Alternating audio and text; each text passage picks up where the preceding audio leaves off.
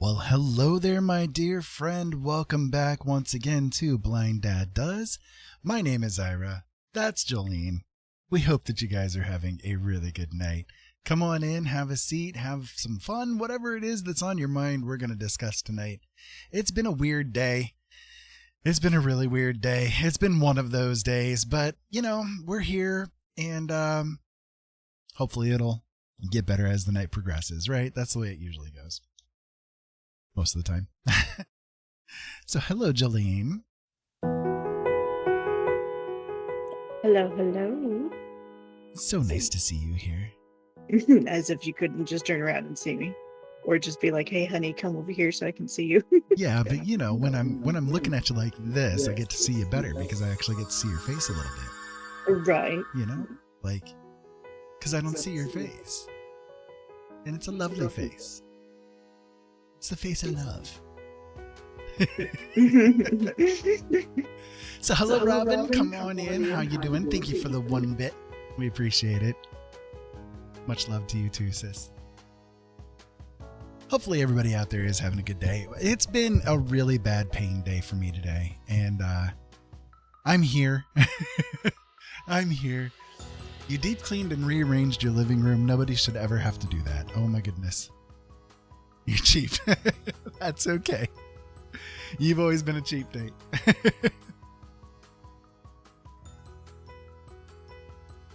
So, I'm back with this piece that I was doing last night. I haven't touched it since last night. Surprisingly. But I got really tired after the stream last night, and I didn't really feel like doing too much, you know. Tomorrow is the solstice, so it's time. Yeah. Yeah. It's been a weird energy kind of level the past few days. You know, we had the full moon yesterday and got all the retrogrades going on. It's just, yeah, it's lovely. I cannot get my dang pen out of this holder. I really like this holder. So like the tablet that I got to work with, it came with this. It's really nice. Like the Wacom that I had didn't have this little container to hold the stylus in.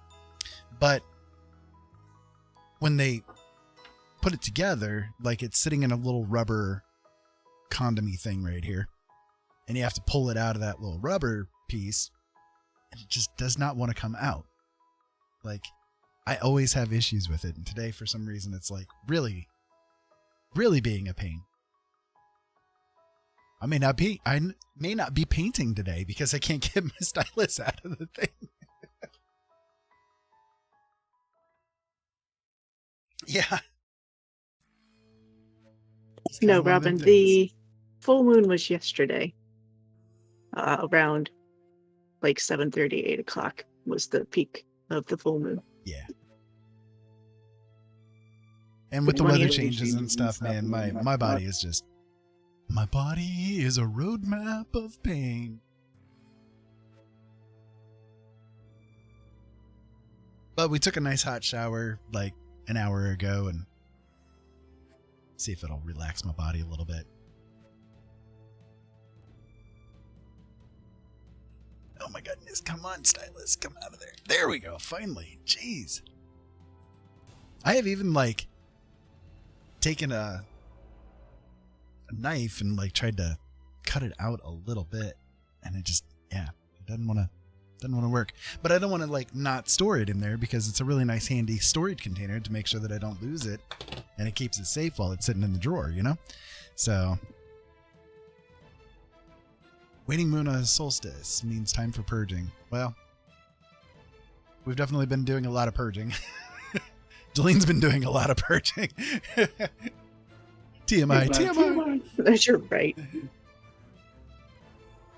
But on a more positive note, she was telling me just a little bit ago that today she's not like bleeding as much, so that's good. Yeah, it's slowing down. But see, the thing is, this is the way that it always frickin' works out. Because tomorrow she's going to go to the gynecologist to have them take a look at things. And of course, now it's slowing down because her body's like, oh, no. Right. No, we got to act normal now. So, and it's funny too, I did do, for the first time in like 3 weeks, go to my cardiac rehab earlier today. So, and I had talked to her, the nurse, about what's going on with my period and everything. And she's like, your gynecologist didn't take it seriously? She's like in disbelief. She's like, they know you're on blood thinners, right? Yeah. I have reminded them. She's like, and they still think it's okay for you to have large clots going on? And to have a 19-day, because right now I'm on day 19. 19-day period? Apparently they're okay with it. I don't know. You tell me. 19 days of being super heavy. 19-day. Well, hi, hi, Fox and Bull. Hey, Fox. Hey, Bull. Smells like swag in here, huh? We're talking about periods. I don't know if you really want to smell what's going on in here. Oh, I love you. Just saying. Go smell your chili. Go smell your chili. Your chili will be better, back, I promise. Friend. I knew this day would come. So, Robin, what did you have for dinner? Oh, God. I don't know about smelling that. What did you have for dinner, Robin? Fox and Bull were making chili. We were literally watching them. So good. Yeah, we were watching them before we came on. It looks so delicious.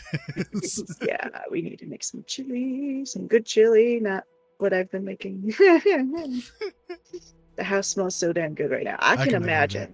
I can believe it. I can imagine. Oh goodness, phone, shut up. My goodness.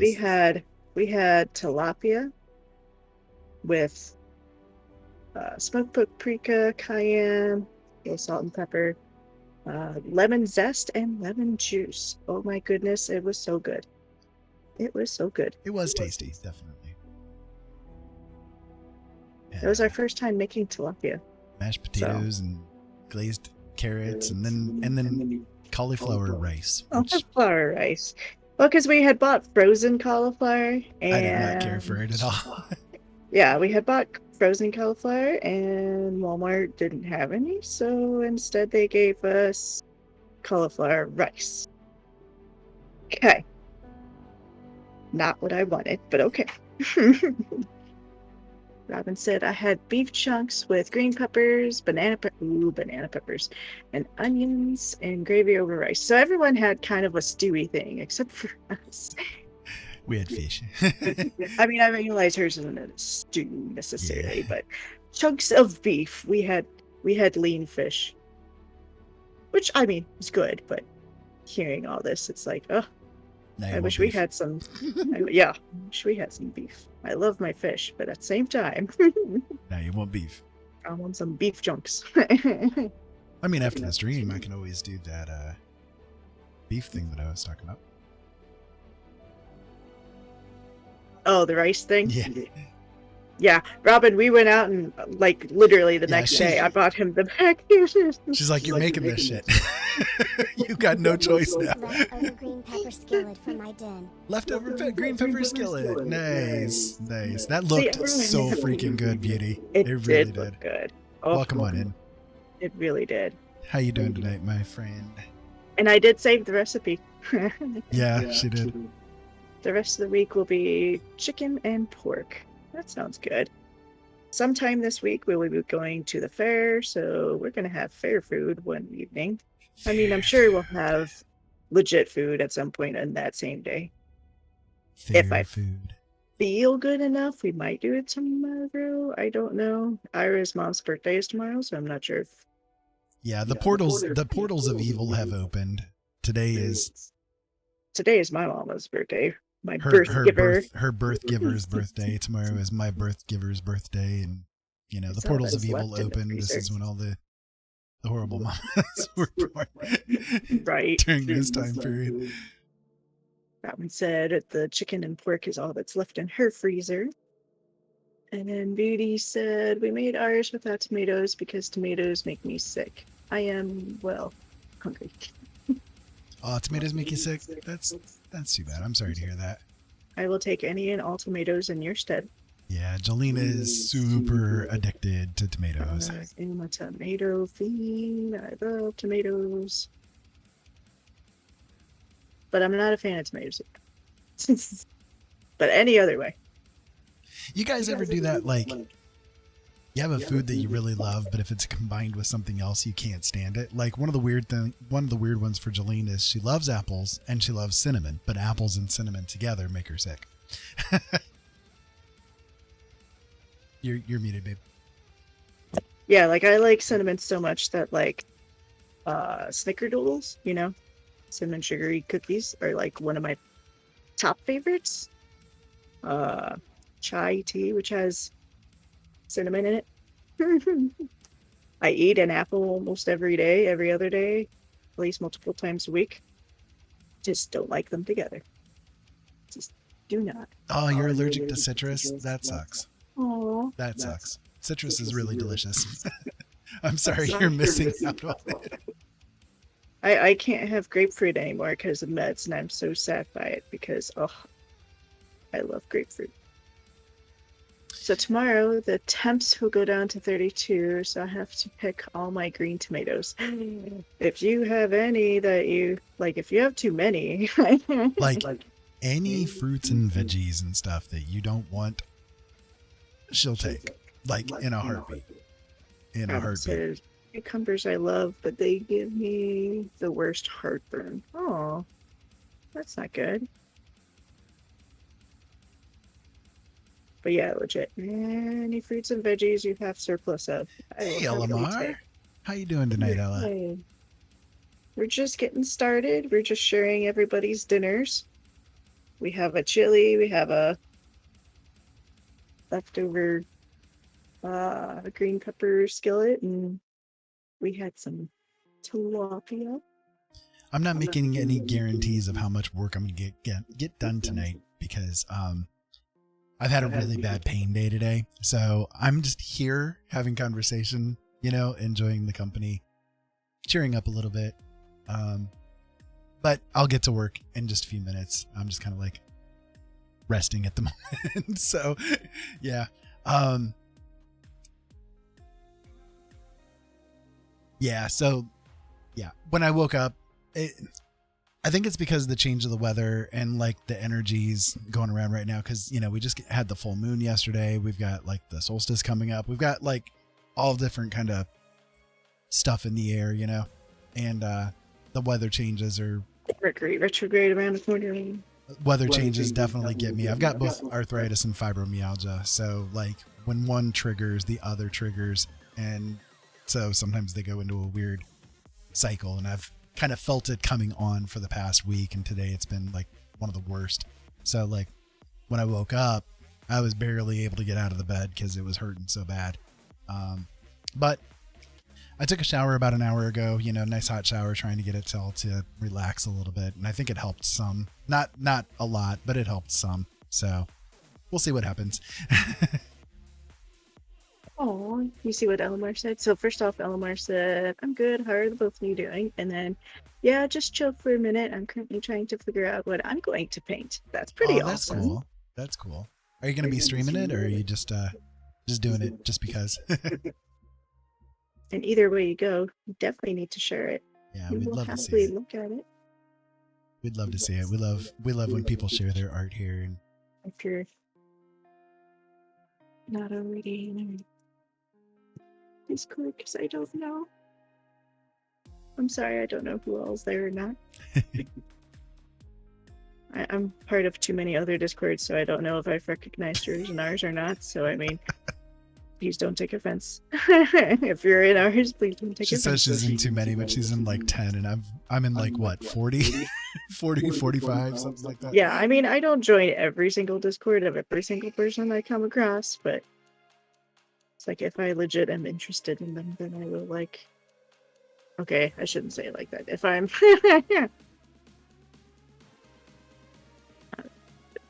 I know I'm waiting on my desktop to get here. Streaming from my laptop was too frustrating. Oh, I can gotcha. understand that, yeah. The camera you see me on right now is my laptop.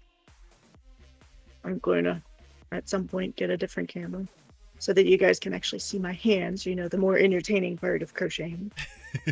So that you guys can actually watch me. Yeah, so you guys can actually watch me crochet. As opposed to just, well, hi, Lucina. How are you today? Hi, Lucy. Come on in. Welcome on in. How you doing tonight? I was just talking about, I don't know how much work I'm going to get done tonight. I'm going to give it my best shot, but I'm in a lot of pain today. It's just been a really bad ache day. I think I'm going to do another dose of ibuprofen here, actually, while I'm sitting here. But we'll see what happens. I had to argue with my stylist to get it out of the holder for a few minutes there. And so my tablet is sitting next to me and I just don't have the strength to reach down and get it at the moment. I know it's kind of pitiful, but yeah, it's just kind of been one of those days for it. So we'll see what happens. But I started on this piece yesterday, and I do like the direction that it's going. I didn't work on it at all last night, but I do like the direction that it's going at the moment. So kind of like it's reminiscent of like the Mr. Bun Bun one that I did, which is let me see if I can find it here real quick. You can harass Simply Two all you'd like. That is fine. Who's harassing? Fox and Bull. Fox and Bull is good. Okay, back. Sorry, we had to harass Simply Two for a little bit too. There you go. So this is the Mr. Bun Bun, and so it's kind of the one that I'm working on right now, I guess. Oops, wrong one. I love you. The one that I'm working on right now, it's kind of reminiscent of it, I guess. So, you tripped over your own feet. I have seen this woman next to me literally trip over a dime. Like, I kid you not. I have literally seen her trip over a dime before. So don't feel too bad about it.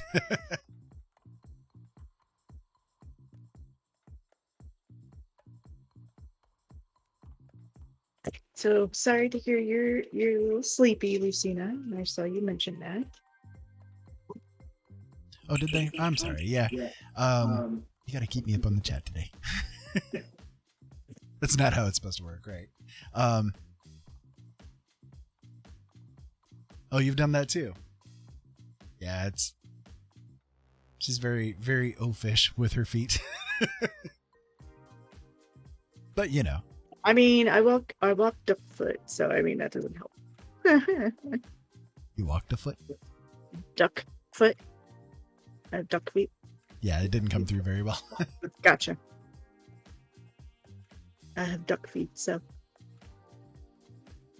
easy to trip over my own feet. Yeah. Bull said, I say this and I've tripped on nothing before. Yeah, same. I don't like running because I have a fear of tripping and hitting my face. Oh, yeah. I can totally understand I'm that. in danger. I'm in danger myself indeed. on just about anything.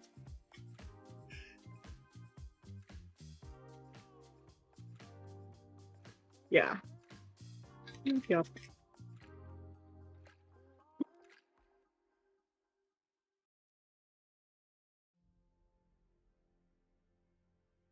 So I'm still working on my stitch doll I was thinking about yesterday. I've only got a little far. I'm doing the belly of it. Get in my belly. Doorknobs are the bane of my existence, said Lucina. Robin said, listen, I can fall up the stairs. And Fox and Bull redeemed a bad dad joke. Oh, Lord. Bad dad joke. Yeah, a bad dad joke. Are you ready, honey? Alrighty. It's been see. a while. Well, okay, we didn't do a stream on Pirate Day, but in honor of Pirate Day, what did the ocean say to the pirate? Nothing. It just waved.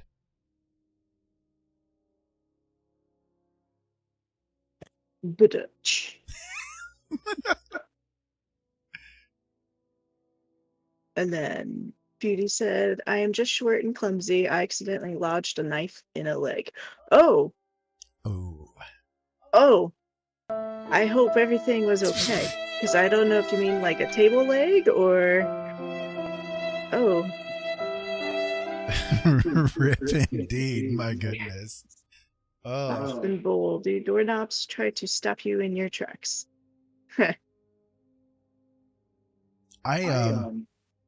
Okay, so with my blindness, I have to use the cane, right? Before I started using the cane, and even after using the cane, I still do this once in a while, but when I was doing, like, being very stubborn and not wanting to use a cane, I can't tell you how many times I, like, face planted myself into walls, into doors, tripped over tables. Like, okay, so we were walking through Ollie's school one time, and they had these long tables that were sitting sideways across the hallway throughout the school, and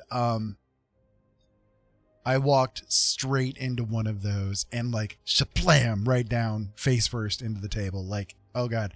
I was walking down the road one night. Granted, it was my own fault for walking in the evening time, you know. It wasn't totally dark, but it was twilight enough, you know. And I didn't have my flashlight on. Should have. But I literally, like, somebody had their car parked and I walked right into the car, the front end of the car, and like shabam, straight down onto the front end of the car. Like, I must have left a dent in that car. I didn't stick around to find out, but I must have left a dent in that car. Hopefully they don't accidentally like run into something or something, and then they think, you know, see this dent of a body on the front end of it. Well, Jesus Christ, what did you do? You know? No, just me. And then I wonder why I'm in so much pain. Yeah. All right, but I took my dose of ibuprofen again, so hopefully that'll kick in here in a few minutes on me. So I was gonna say, I see there's other stuff that came in. Yeah, Beauty said my coworker's leg. Her coworker's leg. Oh. He took it in good stride, thankfully. He tells me to this day I need to live in a bubble. Yeah, sure. And then Robin said, I weed eaten a couple of weeks ago, and I had an inch of string embedded in my leg. Oh.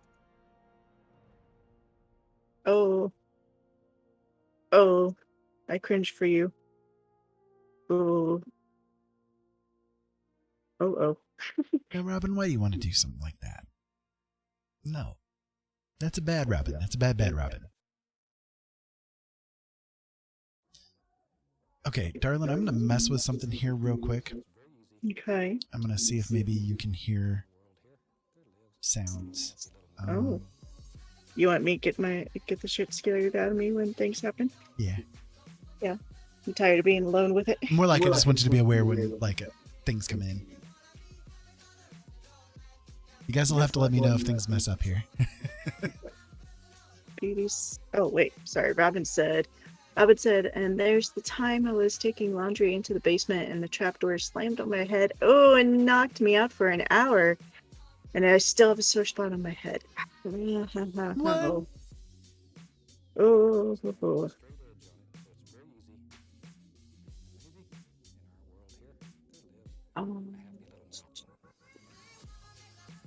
Beauty said, I accidentally dislocated my toes by walking. Oh.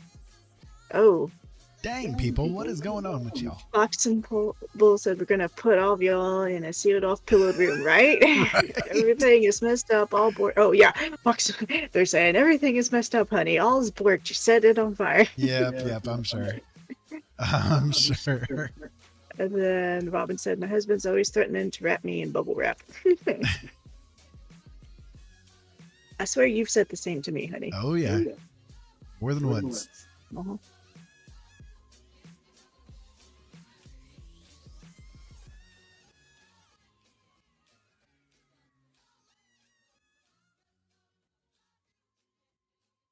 Trying to see.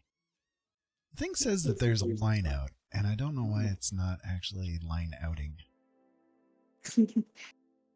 I'd help, but I don't know. I know I'm so helpful, right? Totally. I'd help, but I really just don't know, honey. Total I don't know help. what to tell you. Robin said, AFK needs snacks. Yep. Snacks are always Snack. valid. We Snack. snacked before we came on. We watched Fox making his chili, and we both snacked. And Beauty said, I am a human accident waiting to happen. Yeah, it sounds like it. Okay, if things get a little weird here, pardon me. I'm trying to adjust things here real quick. I think you've already said that, but okay. I know.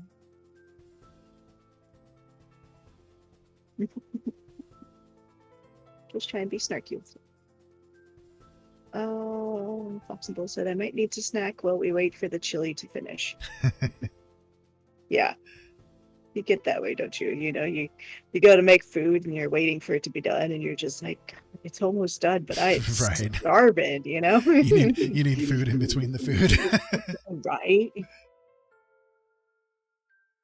I wasn't that way today, but I was that way. I don't know if that was yesterday or the day before, but I was just like, oh, I'm so hungry. Chili's gonna be done in about 25 minutes. Well, that's Food not so bad. exception, right? Yeah, food Yeah. exception. Yeah, exactly. Especially if it smells damn good too, then it's that much worse. It's like, oh, this now, but it's not done.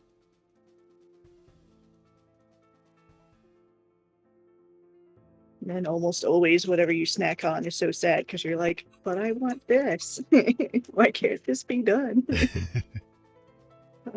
Beauty says, oh, I am feeling a hair good about myself. Oh, okay. The other night, noted I looked like I lost weight. I almost down to a size 12 for my pants. 4 to 5 more to go. Oh, okay. That's pretty awesome. That is awesome. Congrats.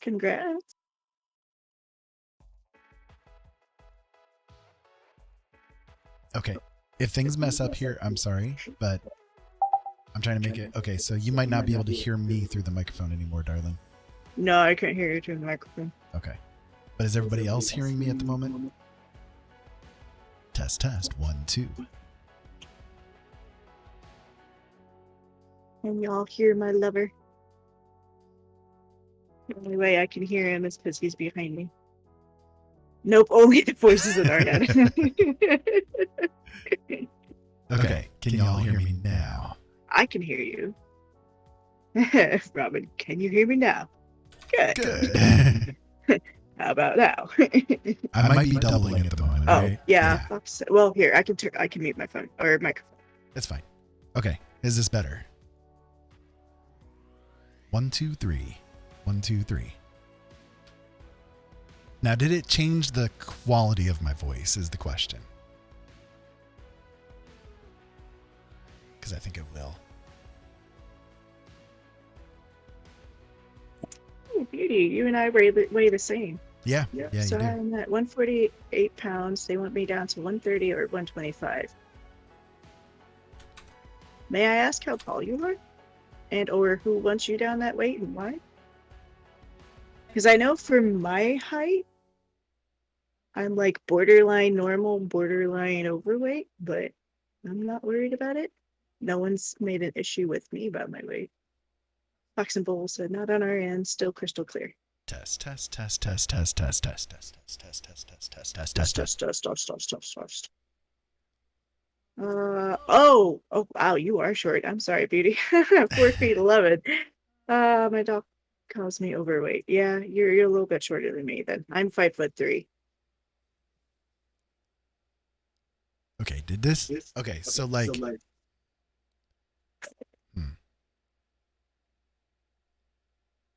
I've got the music off right now, guys. Sorry. All right, can you hear this, darling? Oh, I love you. Oh, I love you. Yes, but it was kind of coming in badly. There's the oh, I love you. But it was kind of coming in weirdly. Okay, how about this? Welcome back, friend. I knew this day would come. Yeah, that came in clear. Clear? Welcome, Robin. friend. I knew this day would come. Shut your hole. You just got to go through. Oh shit! I'm being distracted. I need to be doing decreases in this room. Hallelujah. Holy shit. Where's the Tylenol? Okay, so that one came in kind of off and That on. one was rough. It's Yeah. so fabulous. What is with you people down there? My God, you need some help.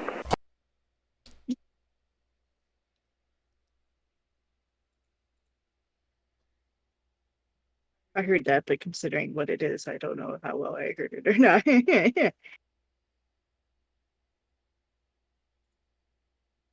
Robin said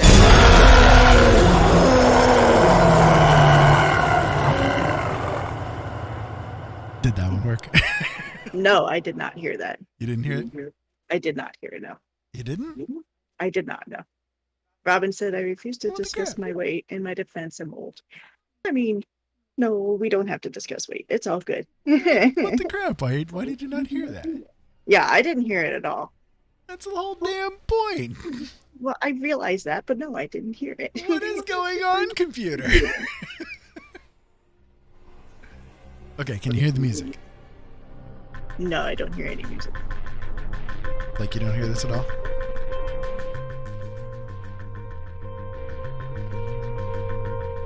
You don't hear that at all? I mean, I hear a little something, but it is not. It's very quiet and or really bad quality. I mean, okay, is it still going? I got it as loud as it'll go right now. Okay. Even if I jack my volume like all the way up, I just barely hear it and it's choppy. Okay. Because I listen to things quieter, but it's like, Yeah. I don't want to turn it up too high because, I mean, you're going to be blasting me when you talk.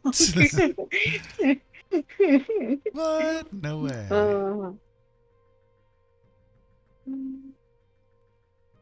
Yeah, I'm just trying to make it so that Jolene can hear the sound effects when Streamlabs does it, so that like if she's in the middle of talking and we get like rated or somebody does a sound effect and stuff, it doesn't like she can recognize it and stop, and isn't just sitting So I'm there not talking just still over blabbing it away and while everything, because that happens. That's happened quite frequently. I know it. And it's the unfortunate thing.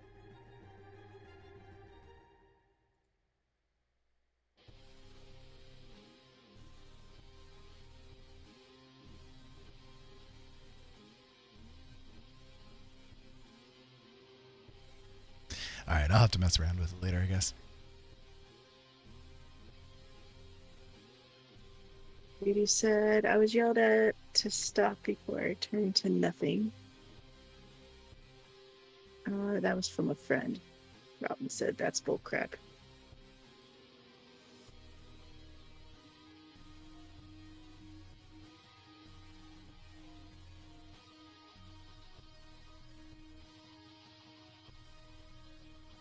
This thing has a line out and it's not like actually doing anything.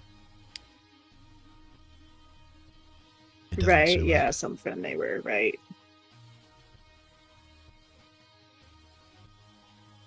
Okay, can everybody hear me again? I can't hear you. I know you can't. Can you guys hear him?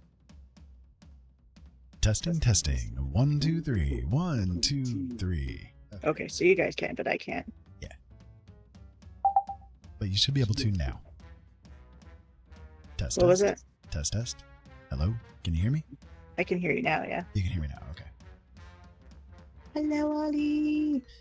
Hi, Ollie.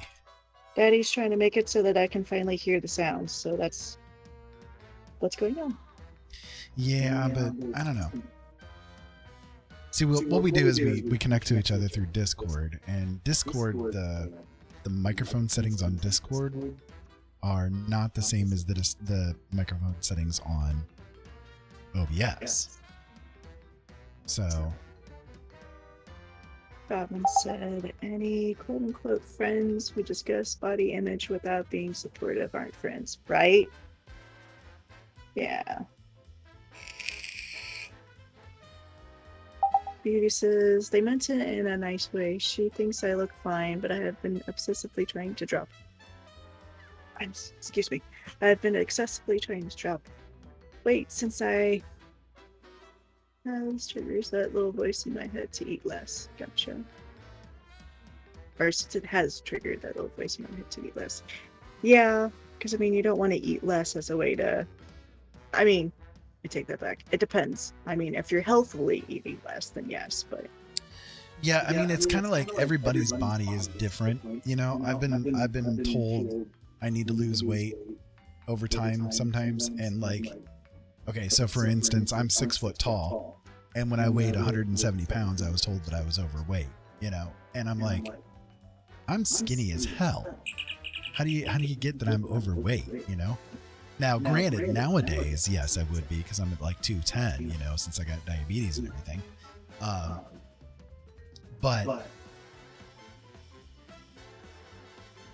when I was at the 170, I'm like, what do you expect me to do here? You know, I'm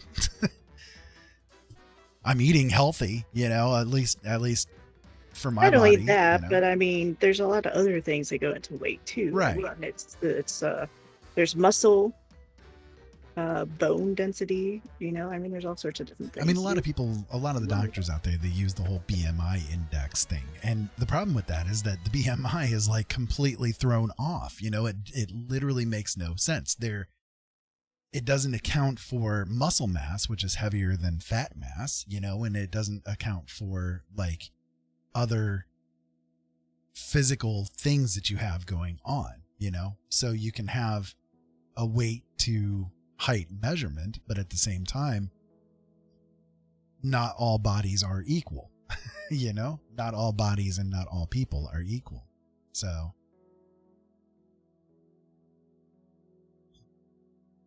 right, exactly. Right, Robin. yeah. That's what I was going to get to, is that, you know, eating less is not necessarily the answer. It's what you consume that makes the difference, you know?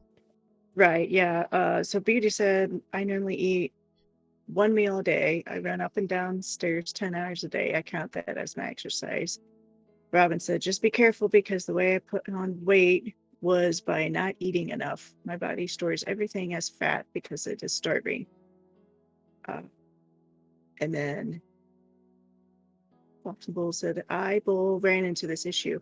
I'm overweight, but was slowly on my weight loss because I had tightened my caloric intake too much. Right. Beauty said, my Twitch pic is from July and I've lost more since then.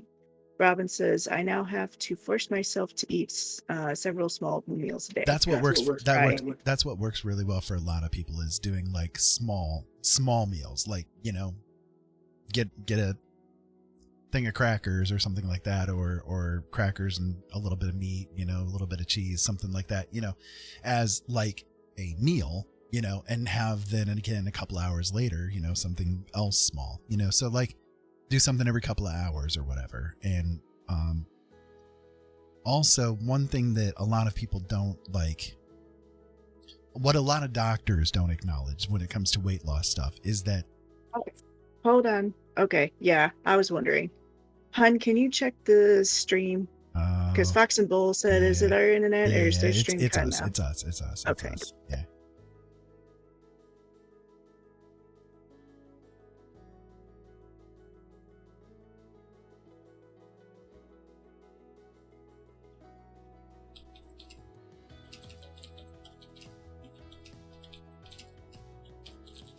You're muted, baby. Okay, but yeah.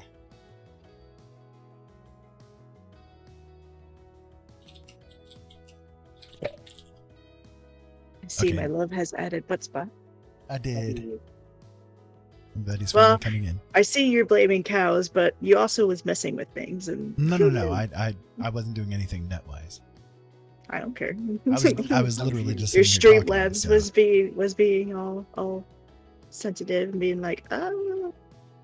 No, we dropped down to like 8 kilobits per second upload, so I mean, right now, and now the we're at fair's going 10,000 on. megabits per second. So.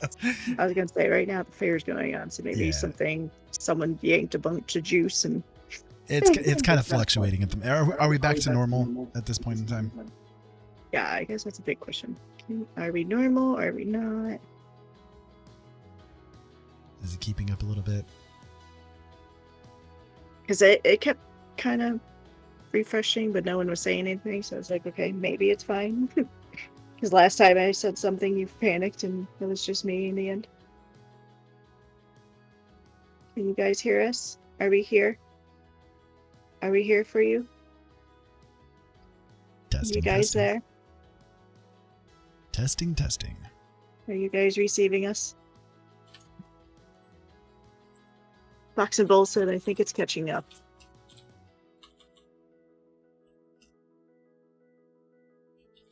Nah, it's dipping again.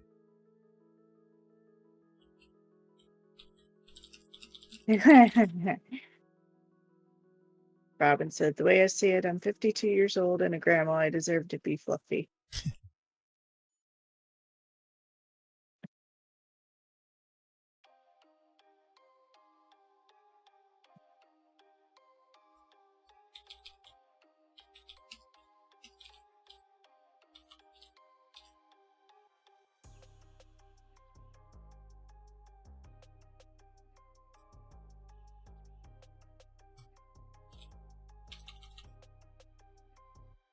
It looks good now, but you're never normal. Okay, so are we back are now? you guys I hearing think us? I think we're on. It's showing pretty steady right now. If so. it goes off again, I'm going to say that it's probably something to do with Okay. all the stuff going on. It's kind of Y'all dippy are again. now. Okay, we'll run with it. So butt spot. Are you hearing me talk about butt spot? Let me see if the chat is at the same spot that we are. Butt spot. Can you guys hear that? I just said butt spot 3 times. If you guys could let me know that you heard it 3 times, I'll know the chat's catched up to us. Caught up. Fox and Bull said, oh, there's a huge delay. It seems I said that a few minutes ago. Hey, Crypt Dragon.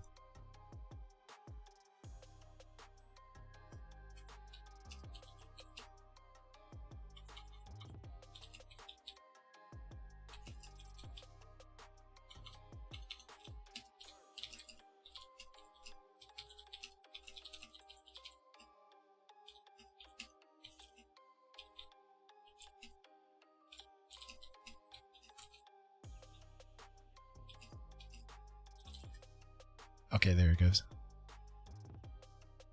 Okay, so they're delayed by about 45 seconds or so. Maybe a minute.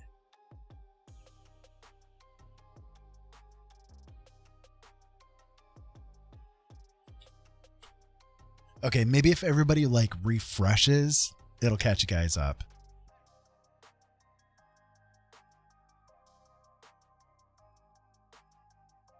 Yeah, so it's about a minute 20 delay.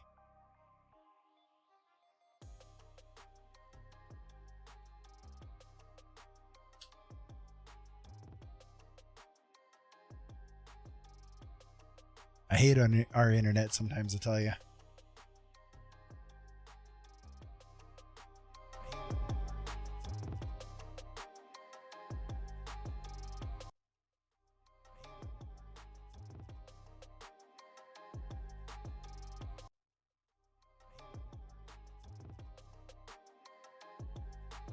Okay, test 1 2. Okay, Can test you hear me? 1 2. We see that you Okay. refreshed. Yeah. So if you guys refresh, it'll catch you up. I just tested it. Yeah, Robin, I saw that. She's up to mischief. Pretty cute. Pretty cute. Here, I'll get in and I'll tell you where it's showing.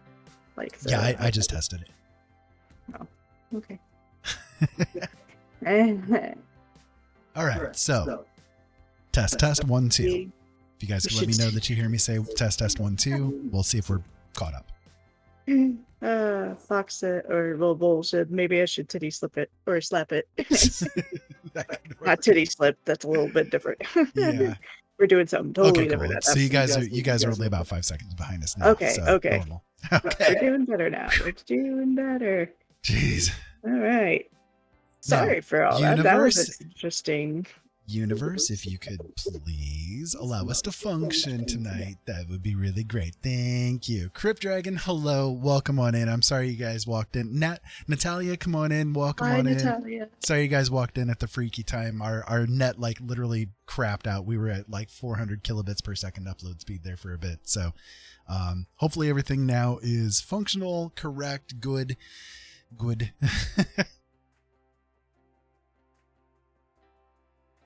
So, okay, we were discussing a couple of different things back when the net started to go funny. I'm going to see if we can catch back up again. So we were talking about a little bit about like weight loss stuff, and I wanted to make sure to be able to get this out because this is where things got funky. The doctors don't want you to know. They cut out our internet so that you guys won't know. Because I was literally saying, most doctors won't tell you that when it comes to weight loss stuff, stress is actually one of the biggest things that will keep weight on you. Like your body, if you're under a lot of stress, it will actually actively work against trying to lose any weight because it, like the function of the body under stress is to have inflammation go on, have, to protect itself. It's a protective measure kind of a thing.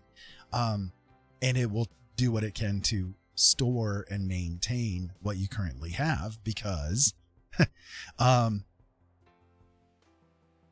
you might be kind of like, okay, so think about it in terms of like the way olden days, right? So like if you were one of your ancestors running around in the woods, running around in the desert, whatever the case may be, right? And every calorie that you took in was absolutely essential. And you were constantly under the threat of, quote unquote, the stress of not being able to get a meal tomorrow. Your body would go through what it does, which is to store as much energy as it can so that if you do come onto a period where you're not going to be able to eat, then you've still got something to work with. Our bodies today are no different. We're still the same people that our ancestors were. So our bodies will react the same way. Under stress, we will keep what we currently have as much as possible because our body thinks that tomorrow we're not going to be eating because it's that same stress. It's that same energy that's going on. Does that make sense?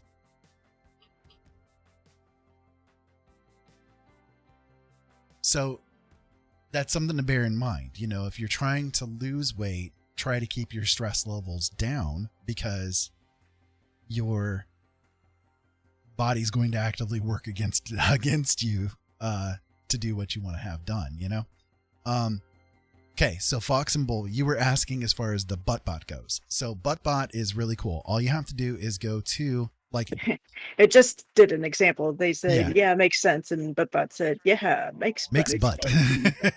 So what you can do is to get ButtBot to join your chat, if you actually click on the user there, ButtBot, and you go to the channel and you go to the chat on that channel, you can do !join me and he will join your server.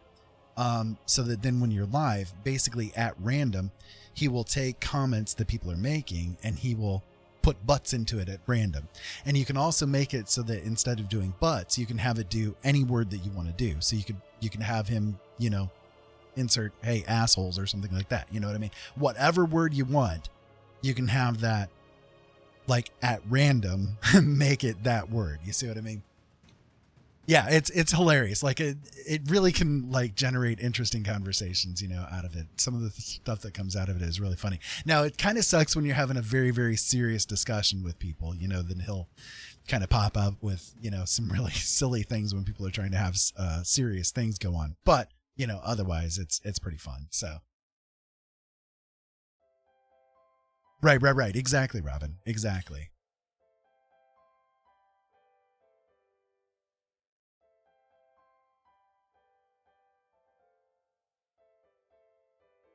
Yeah, that's what I was referring to, Natalia, is that like it doesn't matter whether it's food stress, money stress, job stress, just stress on the body. It will cause the inflammation to happen, and the instant response of your body is to try to reserve or hold in reserve as much energy as it can, because it doesn't know it, like your brain knows, right? But your body doesn't recognize that you getting stressed out because you're pissed off at your boss at work is not the same as being stressed out because you're running away from the lion on the Serengeti. But to your body, the energy is the exact same. So it's going to do the same kind of psychosomatic responses that happened with our ancestors, because it's the same chemicals, same chemistry, same body structure, same everything. We're no different. But our brains recognize the difference, just our bodies don't. I hope that all that makes sense. It's kind of a weird topic, but it is something that I have noticed. Like okay, when I was doing the radio shows, more and more as the radio shows were going, I was getting more and more stressed out. And by the time that the radio shows ended, I was actually under stress-induced diabetes. I had gained a lot of weight. It took me a while to de-stress. And once I did start de-stressing, I did notice that my weight Attention started all to come personnel. off, you see. Welcome, new recruits, to the land of the future. All recruits report to orientation, that is all. Sarah Bear, thank you so much for the subscription.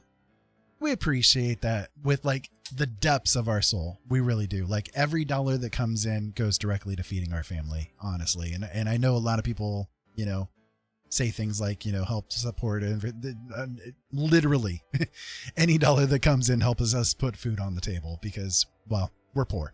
So I deeply appreciate it. Thank you. Much love to you. I hope you're feeling better. I'm in danger. Yes, I'm in danger indeed.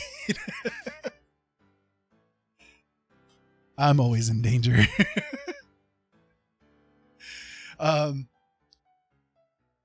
Okay, so we missed some chat. I missed some chat. Yeah, I walked away for a minute, so okay. I'll go back up to Fox and Bull said it's interesting how anxiety can affect weight fluctuation. Natalia said food does not stress me anymore. Money does. It triggers awful fears. Yeah, I think that's pretty much anybody anymore. Fox and Bull, the butt bot is up their alley. Robin said any stress though works the same on your body. Correct. Beauty says I'm screwed. My job makes me eat and breathe stress. Yeah, from what I've heard. Yeah, especially today. I DM'd you that earlier. Fox and Bull, but is pretty fun. Natalia, yeah, stress sucks. You're right. I just think of Bob Marley. Natalia, learning to trust and to be at peace. Robin said, so I learned an interesting thing about my disease a couple of weeks ago. They're doing a lot of genetic research from tests taken at our conference, and they're learning that your condition may be an autoimmune inflammatory disease. That's interesting. Sarah Bear said, can't stay, just dropping some love. Oh, well, thank you for stopping by either way. Much love to you.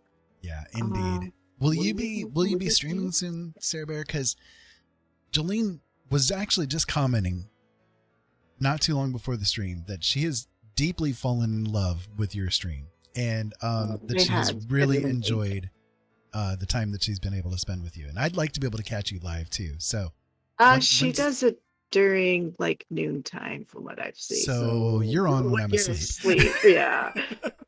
Never I don't mind know. then. You can Enjoy the correct me, presence of my Sarah. wife. I've only technically been in 2 of your streams, if you're still there. But yeah. I probably will not be there. Enjoy the presence of my wife. There you go.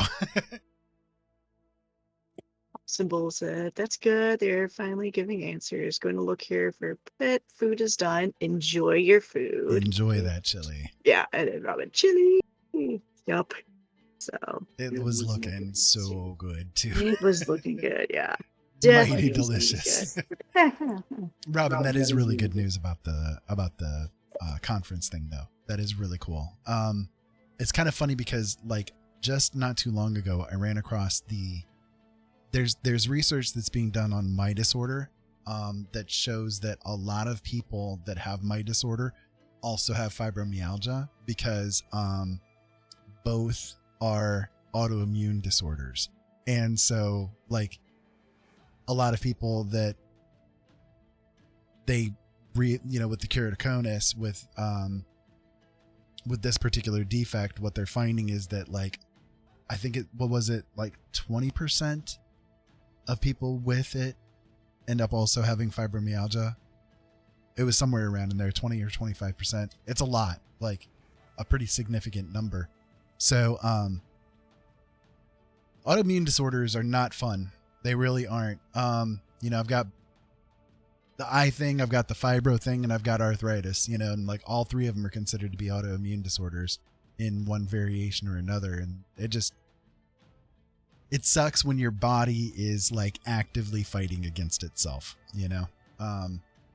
it's like with the fibro thing, for instance, there are days where I'll wake up like today and it's like so much pain, the brain fog, feel like really out of it, depressed, on and on and on. It's like, it just really, it hits hard, it really does. And, so it's like, it makes me wonder, okay, so what did my body get exposed to? Like, did I get exposed to like a flu bug or something, and suddenly my body's like, kill everything with fire, like destroy everything with every bit of fire that we have. And it's like, no. Turn the hose down, buddy. It's okay. It's not that bad. Don't have to turn on the whole works just to kill off this little bug. It's okay, Devane, hey, welcome on in. Devane asked, when did the autoimmune stuff first come up? Beauty says, I've been told my type of anemia is autoimmune. That's interesting. Robin says, it's exciting because now they can look at other treatment pathways. 85% of your condition patients are being treated with IV. Gotcha. Fish sticks. Hello. Hi, Fish sticks. Welcome. Hey, Fish welcome. Sticks. Come on in. How are you today? Crypt says, I'll be back. Rain cloud coming in, but I'll be back. Okay. Enjoy good. the rain. We'll probably have a few clouds come through ourselves. Fish Sticks, hello. Come on in. Welcome on in. I'm glad to see you. And Devane, so with mine, the keratoconus actually came first. And then after that is when the fibromyalgia started to kick in. So like my blind, like, okay. So the keratoconus is technically a genetic defect. It's a birth defect, but it did not start actually becoming active in me until I was about 37 or 38, right around in that zone.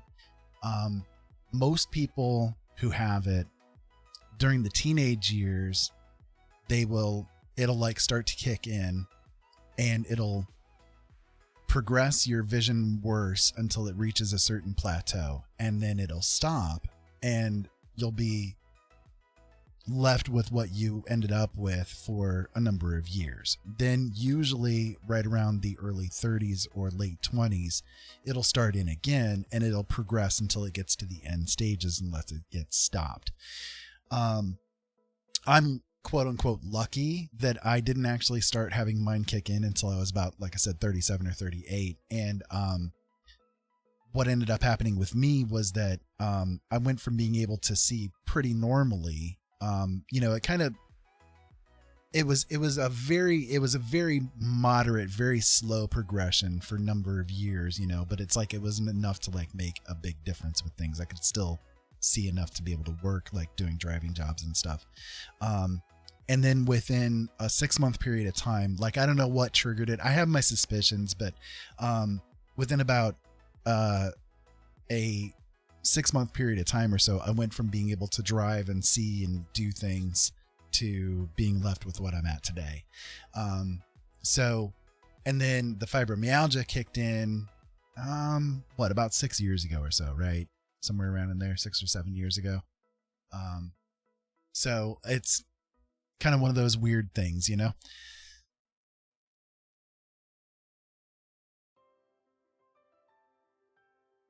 Okay. So, Natalia said, I notice a thought that brings me stress, maybe sorrow, and maybe feeling sad. I also assign stress. Fox and Bull said, y'all, this chili is to die for. Oh, I am excited to get that recipe. I can't wait for you to put it in there. Bot is hilariously rude, right? Devane said, because it said, I notice a butt that brings me stress, maybe buttfro, and maybe feeling sad. I also assign a butt. I mean, feeling sad is a sign of butt, yes. And then Devane said, doing some tests this week to check for autoimmune diseases. Kind of nervous, but I don't have any major symptoms, just little unexplained things. Well, good luck for you. Hopefully it brings you answers and easy to deal with answers, not nothing. Hopefully nothing too crazy jumps out, Yeah. Robin said, oh, in other news, Christina found out that her blood levels have normalized and she can go off treatments for Graves' disease. Oh, and no vision That's loss. good. Oh, that is good. That is really good. That's really good news. I'll tell you, the spot is making fun of me. Fish sticks. It's just tossing in the fact that sad thoughts really are butts, like they really are. They're horrible. I hate sad thoughts. Fish sticks is eating a steak Swiss burger. Oh, that sounds really good. Really good. I am so hungry right now. Fox and Bulb, it's the butt of its own joke. Natalia, I am so hungry right now. I feel like we just have to accept what is really, that is hard because we want everything to be different, right? Fox and Bull said, just wanted to say that happy you're streaming. Oh, thank you. Buttspot, just butt-butted to say, or just butt-butted to say that we were really happy you're streaming. Butt-butted. Thanks, Buttbot. You're awesome. Yeah, Christina is Robin's youngest daughter. Yeah. And Christina looks a lot like Attention all personnel. Thanks so much. Because of the epidemic, tonight's broken film, which has not arrived yet, is canceled. A reminder from Colonel Jamestead, due to the flu, kindly refrain from kissing anyone unless absolutely necessary. Hi, Kat. Welcome on in. Thank you for the host. I hope that you're having a really good night. We're having awesome, weird conversations tonight. So, today's theme of art. So, a little while back, I ended up coming up with this painting that has been kind of like locally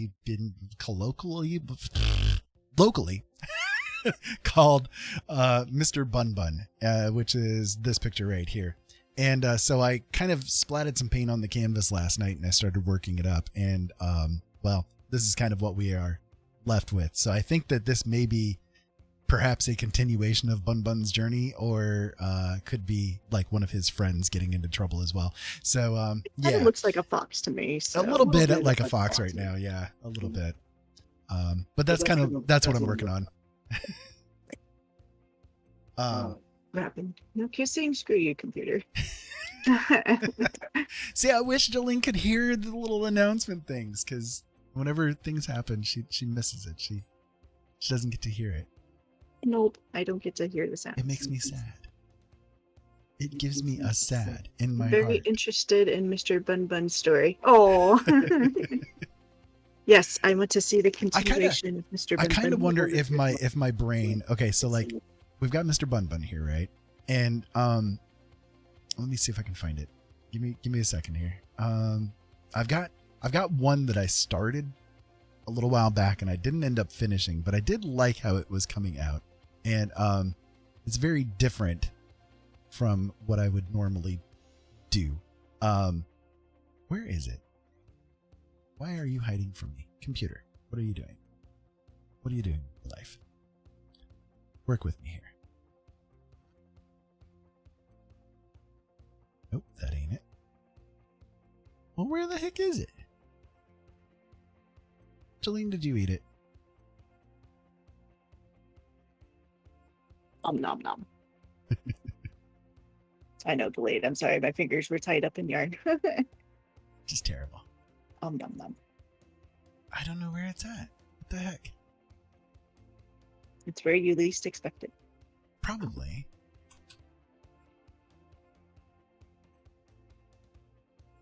Ollie said Mr. Bun Bun would be a great tarot card. Yes.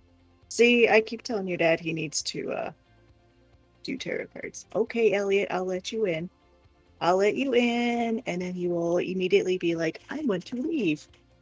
I have legitimately no freaking clue where this thing is. Fishstick said, we shall see Mr. Bun Bun and his friends fight against the darkness as he saves his friends. Oh. I like that. I like that a lot. I like that a lot. Oh, is it in here? Maybe it's in this directory.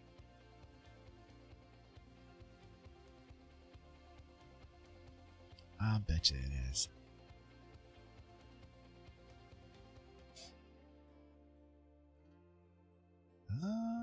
Oh, maybe not. What the crap? I know it exists because it's in the slider. So, okay, if you guys like on the left hand side of the screen where the little art spiral thing is, you know, where it's doing the thing, you guys are going to see one that looks a little bit like almost an astronaut-y thing. And there were two like weird pinkish bunny rabbit alien creatures that were in this picture. And I kind of wonder if my subconscious is doing a thing where Mr. Bun Bun's journey is part of that whole thing. I don't know. Weird. But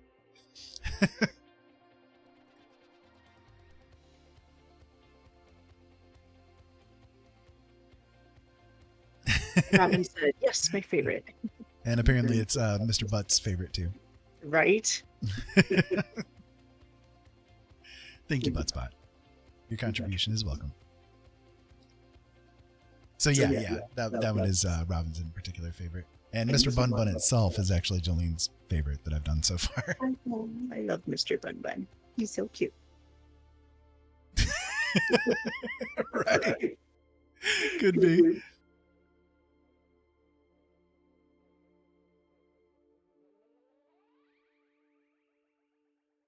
right. Natalia, yeah, questions always welcome. Go for it.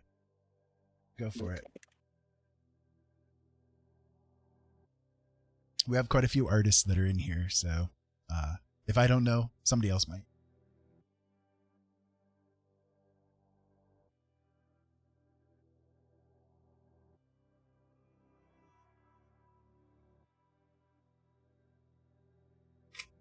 There, this picture. The one that's right there.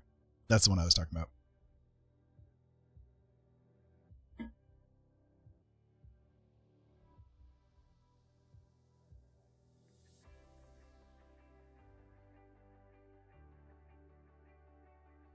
Robin said, oh, there's a local artist who did a black and white series of paintings of our town, and he inserted Harvey. That's really cool.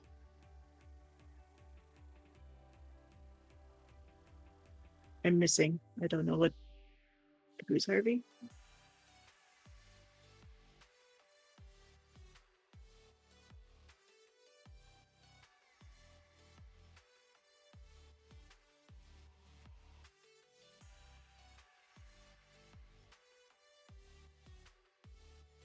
Fish Sticks asked what I'm making.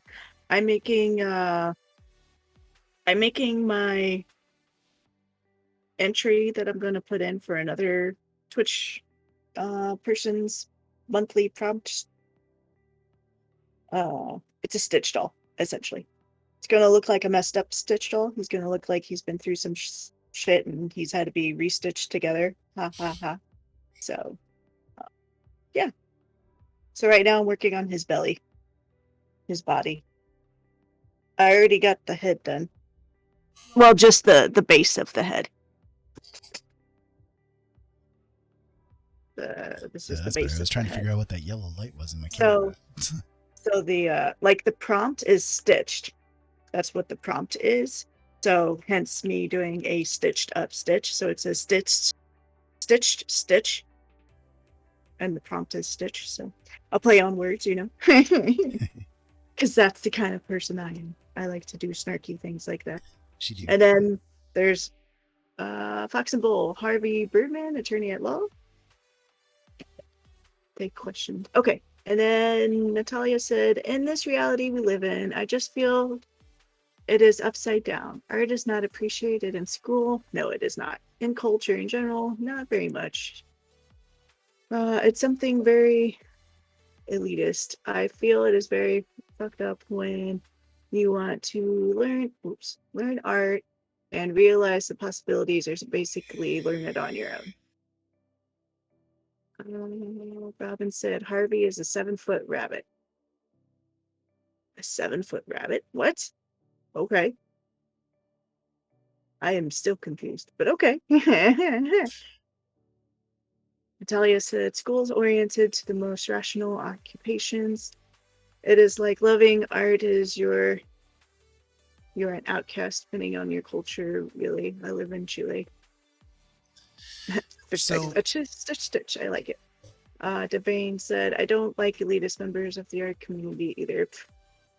Foxable said, oh, Jolene Fox put that recipe on our food channel. Yay, I've been dead, so it's easy for you. Fine. I feel you on that, Natalia.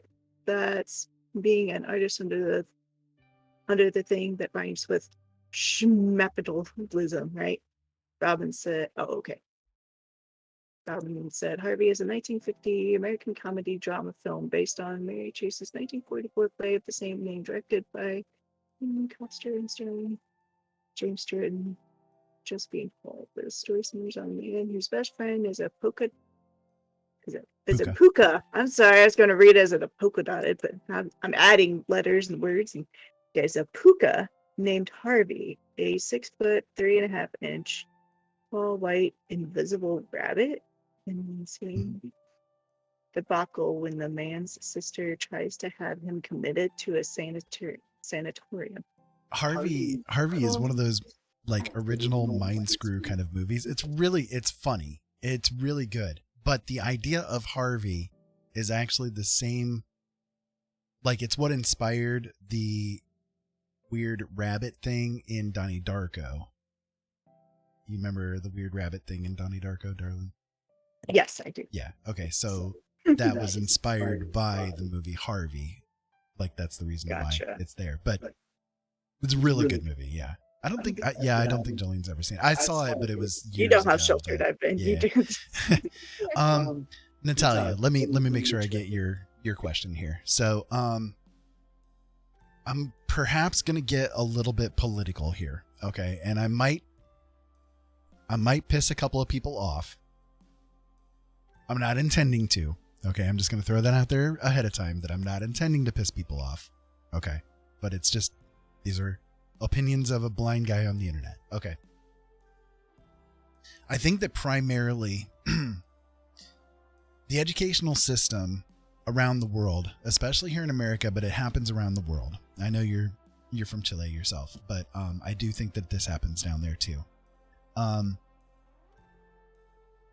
There's two different kinds of educations that take place. There is the education that takes place for the haves, and there's an education that takes place for the have-nots. The haves are taught all of the different things like arts, critical thinking skills, so on and so forth. That is a primary driving force for them because they are, quote unquote, being designed to be leaders of the communities, or of industry or of corporations or whatever the case may be. The other education system, which is for the rest of us, is primarily designed to create workers. That's it. So anything that is extraneous to that is a bonus that is usually left to the wayside. That is why more and more in schools, the arts have gone out the window. And again, gonna get a little, probably piss people off, but things like sports get all of the funding. Because it is easier to get people to get behind things like sports than it is to get people behind things like art or music or plays or whatever the case may be. It's not as big of a moneymaker, number one. But number two, it's more like people are more apt. The average person is more apt to be interested in sports than art. And I personally think that is really wrong. Things like that have their place, but I do think that honestly, things like arts and music and so on and so forth have a much deeper place in our lives than we're taught.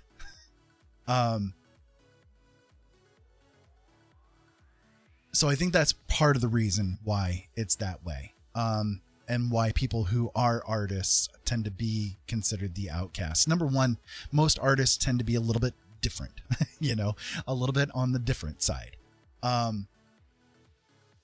But if you like try to push the fact that you are an artist,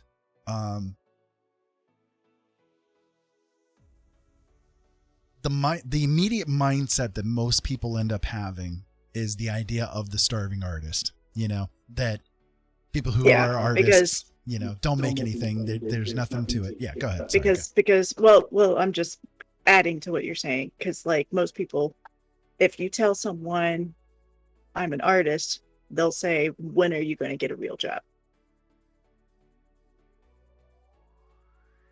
Because most people, art doesn't pay.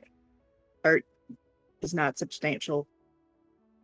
So on and so forth. It's not substantial. It's not lucrative. It's not something you can live off of because it's pretty much a chaotic thing.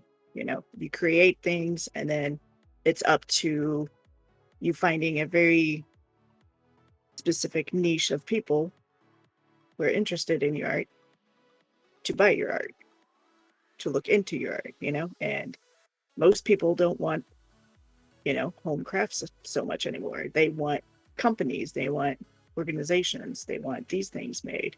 They want this that's made from this company, art-wise, and other. Sorry, go on. No, that was great input. Definitely. That was great input. Fish Sticks, I wanted to make sure that that you recognize that I caught your message. Yes, I kind of actually have that same idea with this painting too, that like he's walking into something that maybe isn't necessarily the best thing, right? So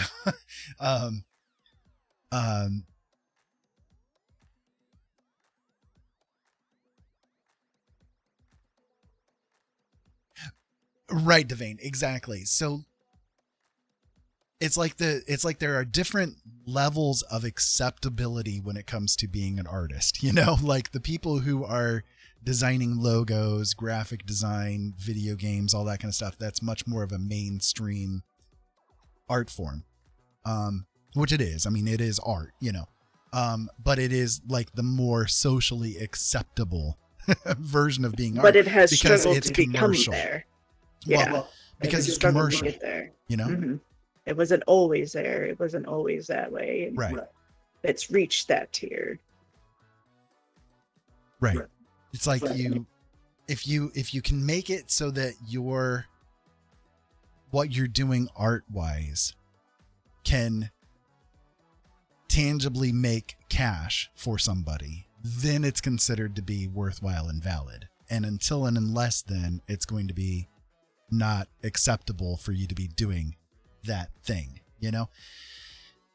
The thing that I like, okay, so I'm going to get a little bit sappy here, maybe a little bit, but the thing that I really like about being here on Twitch and showing you guys my art here on Twitch, which is very different for me, by the way, because like I've only been painting for 5 months, you know, like literally I've only been painting for 5 months.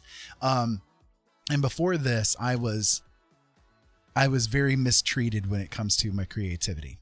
Okay. Like I've literally had people throw my stuff into bomb. I'm saying literally a lot tonight. I need to stop that. Stop it, Ed. I've had people throw my art forms into bonfires telling me that I'm useless and I need to stop. You know, that's how bad things were with my creativity. But the thing that I really like about being here with you guys is I can come here, I can show you guys the creation process that I'm doing with my art, and you guys can appreciate it and understand what I'm trying to do. Like, I try to tell a story in every bit of art that I do in some kind of way because, you know, I've got the writing background, you know, so I try to put some kind of story into every piece that I put out for you guys in some kind of way. Unless it's straight up a practice, you know. If it's straight up a practice, I always mention that ahead of time. I'm just practicing right now, you know. But even with the practices, I still try to throw in something, some kind of drama with it in some kind of way. Other people come here and they show like their ability in making really beautiful things. They may not necessarily be trying to tell a story with their art, but they're making something very beautiful. They could be making anime. They could be making emojis. They could be making, you know, VTuber models. And I mean, on and on and on. It's like there are so many different ways to express art.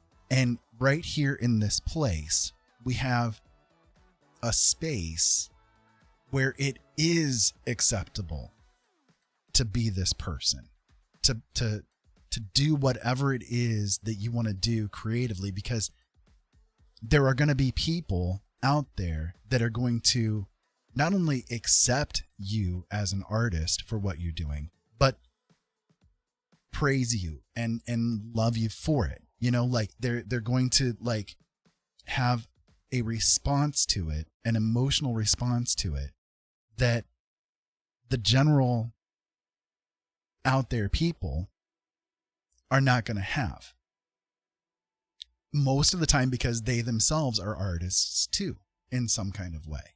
You see, it's nice to have finally come across a community that is very accepting of whatever it is that you're trying to do. You know, it's different here, and I really love it. And I love the fact that it's not just like we're in America here. It's not just people in America that are doing it. You know, like I'm seeing people from across the world, and I'm able to participate with them in that moment of creation from across the world. That's something special. Guys, I'm 50 years old. We didn't have this shit in any kind of way back when I was younger. You know, like it is amazing what is there as a possibility for you guys now, you know? And I wish that something like this had come around 25 years ago, because I would have been there in a heartbeat. I would have been there. So while your family or your friend circle and all that kind of stuff may not accept the artist that you are, that doesn't matter, because the acceptance comes from the community that you build. You know, it's not the one that you're born with and not the one that you fall into, but it's the one that you build. That's who's going to appreciate it. That's who's going to accept it. And the nice thing is that there are there are a lot of people out there, like you were mentioning, Natalia, about the self-education thing. Pretty much everything in my life I've self-educated with, you know, like when I did the radio shows, I basically became a sound engineer by educating myself with it. I didn't go to school for it or anything along those lines. And yet I could run a radio station easy, you know, like walk me into a radio station, I'm turning it on and I'm getting it to function, you know? Don't knock self-education. It is like we here in this time and place, this day and age, we have the entirety of human history right here at our fingertips. You can educate yourself about anything you want. And please understand how spectacularly special that really is. Because again, I didn't have that when I was younger, and I wish that I did, because I would have really made use of it, you know? There's nothing wrong with educating yourself when it comes to this stuff, because I think especially when it comes to art, okay, there are certain like guidelines when it comes to art. I don't say rules, I say guidelines, because everything can be broken, you know, in some kind of way. But there are certain guidelines that you can follow to make it so that your art will take certain forms that you want it to take, you know, and if you follow these guidelines, it's probably going to get there, you know. But every artist comes to the point where they're having their own style by doing it over and over and over again.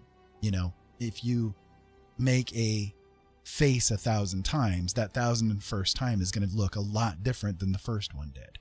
You know, it's always going to be ever expanding and ever changing. And so the schools, you know, going to schools for art and that kind of thing, I think is actually almost antithetical to creativity because you get more shoehorned into, you have to do things X way or it's not art.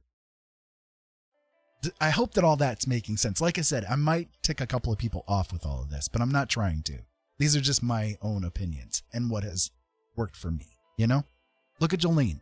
Right now she's doing crochet work and she's creating these really cool things using absolutely no pattern whatsoever. She's just creating them right out of her head, you know? Whereas somebody that was taught, you know, this is the correct way to crochet, this is what you have to do with it to make it, you know, correct and stuff, might do things a little bit differently, you know? But she allows for that chance to have the random inserted into it because suddenly her brain thought, hey, I can do something like this with it, you know? She's not following, it has to be this specific way because she's following a pattern or something. I hope that that makes sense. I think that all, whether you're painting, whether you're doing digital work, whether you're making emojis, avatars, whatever the case may be, I think that all art needs to be open enough that it allows you the chance to let the universe come in with a spark of something vastly different than what you expected it to be at the beginning of it, you know? I hope that all that makes sense. Long-winded. There you go. It's a topic I'm a little passionate about. Can you tell?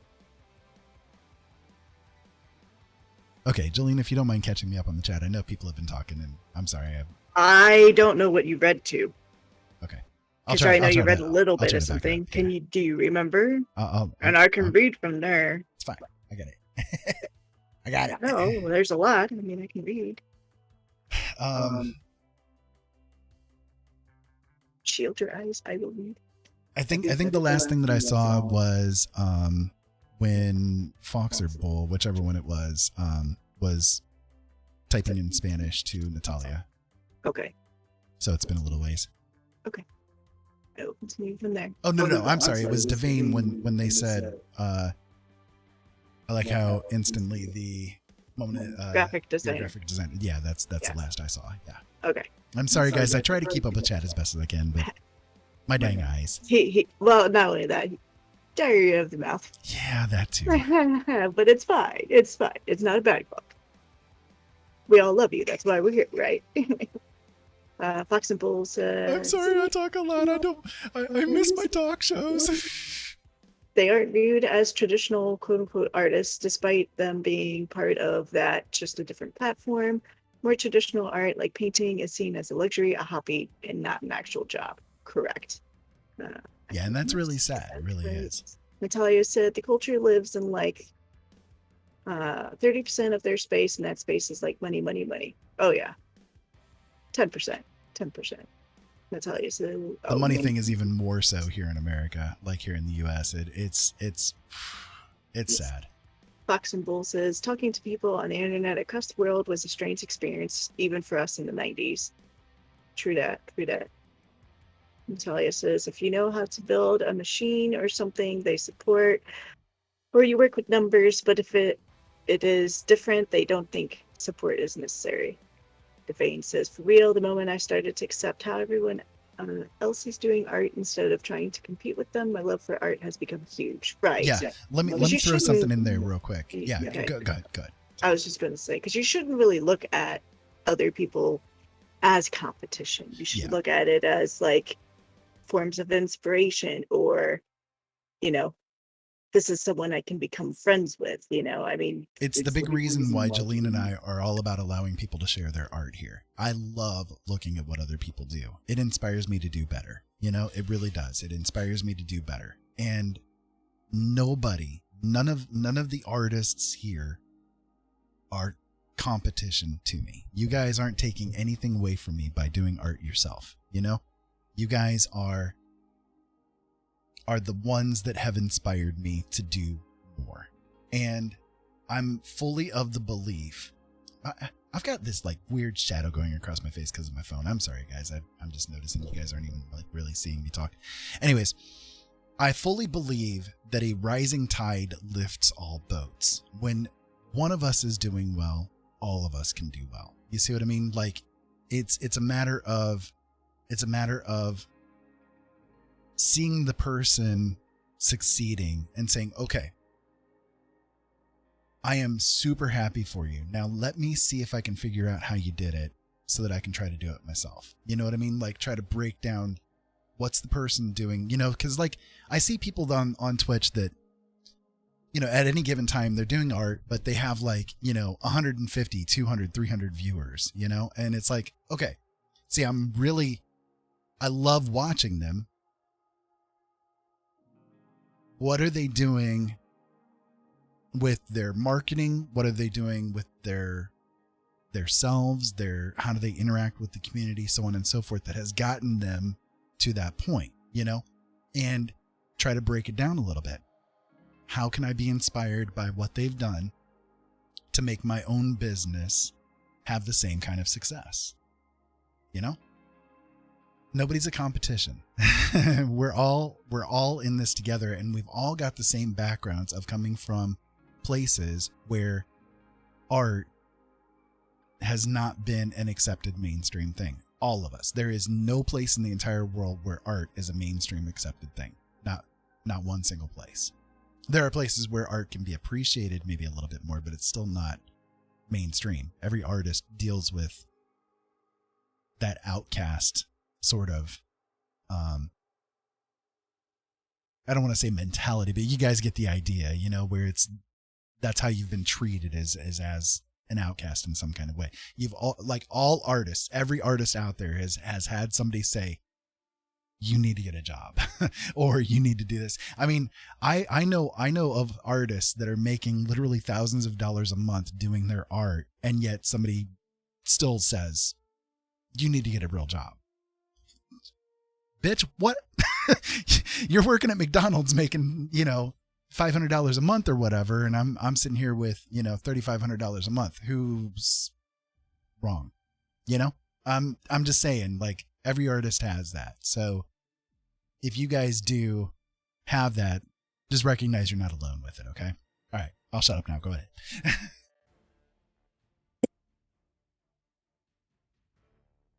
Talia says, back in time, they learned their craft by working in the professions, not going to university. But you're right. We can learn anything we want. Robin said, okay, so we tend to externalize a little too often. As human beings, we need to be creative in some way. As a parent, I brought my children up with art. I encouraged and praised art over productivity. If we want to create, we need to foster that in ourselves. When we finish a piece, we need to appreciate the beauty in it and encourage ourselves. I did that a lot with our kiddos. We did Yeah. a lot of art stuff and just Still do 100% support our kids with any kind of artistic thing they want to do, you know. to the point that Seth likes to write books. Ollie does. What doesn't Ollie do? Ollie does all the art. Yeah. Ollie does all the art. But yeah, Natalia says maybe art school is really something of the future. Robin said you will spend more time in school on art history and art theory than you will creating. Right. Yeah, that's the point I was trying to make. Yeah. And a lot of times when you're inundated with that, you know, there's nothing wrong with studying the masters. Don't get me wrong. Everybody should do master studies if you want to be, you know, a professional artist, you know. Everybody should, because there's usefulness. Even somebody that's creating anime art, for instance, can make use of the idea of shadows and highlights that were used in the old Renaissance paintings, for instance, to make it so that their own work has that more realistic touch, just as an example. Okay. So there's a good reason to do master studies, but just like the masters did, they studied people that did stuff before them, right? But they didn't do exactly as the people before them did. They just learned the techniques to make the brush strokes how they wanted them to be so that they could go on with their own ideas. You know, you take a look at somebody's paintings in the 1600s, it's much different than one of the paintings would be from the 400s, for instance. Just like it's vastly different than what it is today. People can do the master studies and get the idea of how do we make forms and shadows do what we want them to do, you know, but I hope that all that makes sense too. All right, go ahead. I see that message. Okay, so Robin, the reason why the echo is happening is because Jolene ends up not having her microphone muted, and so her microphone picks up my voice, and unfortunately so you're hearing my own voice through my microphone as well as her microphone, and there's that little bit of an echo because there's space in between us to cause it. I'm too deep voiced and too loud. Even if I whisper a little quietly, it still picks it up. So yeah, anyways, go ahead.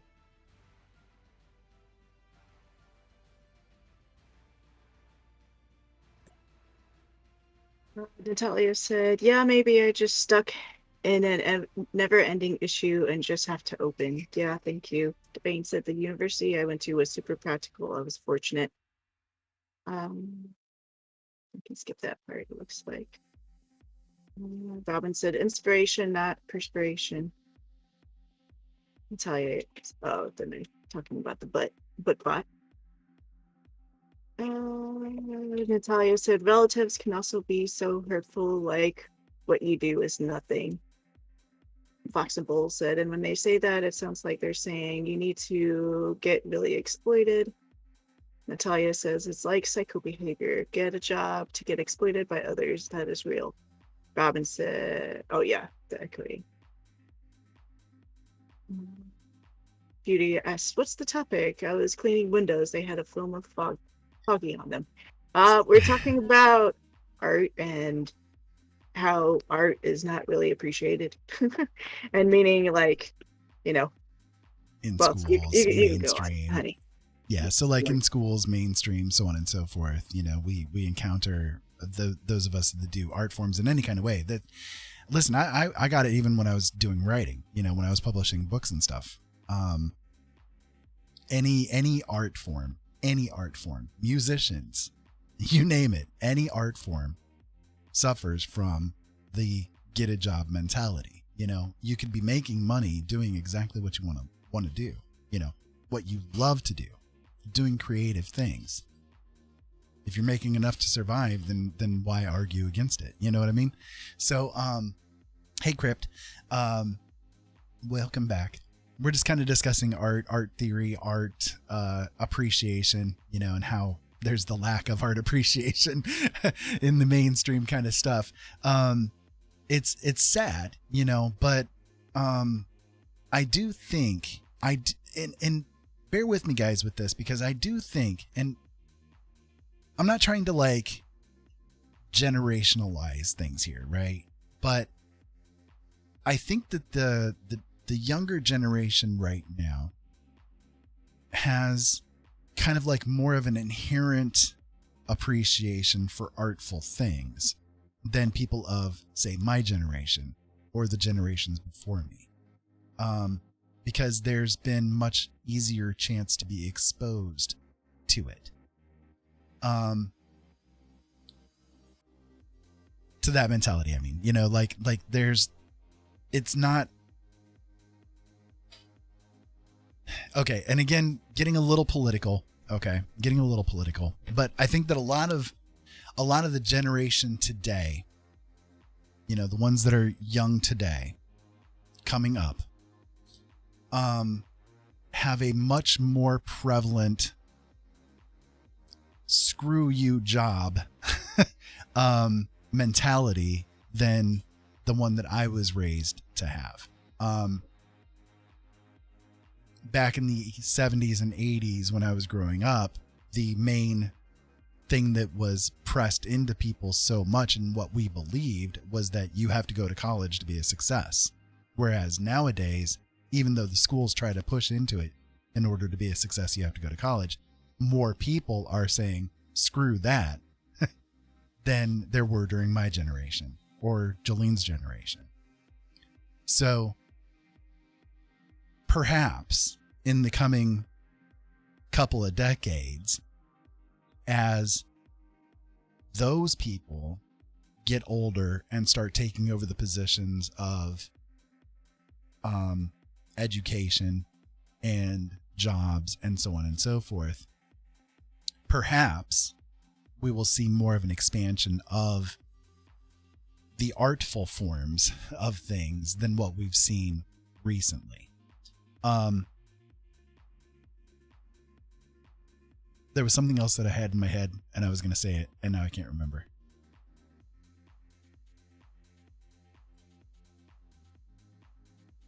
Dang it. I had a very good point that I was going to make. But I hope you guys get the idea, you know, like generational differences are a thing. And primarily what we see right now is more of that, you know, get a job mindset. Whereas the ones that are coming up now, I don't think are going to have it as much. We might swing the other direction from it, you know, that's my hope anyway. Were you going to say something, Darlene? You looked like you were going to. No. Okay.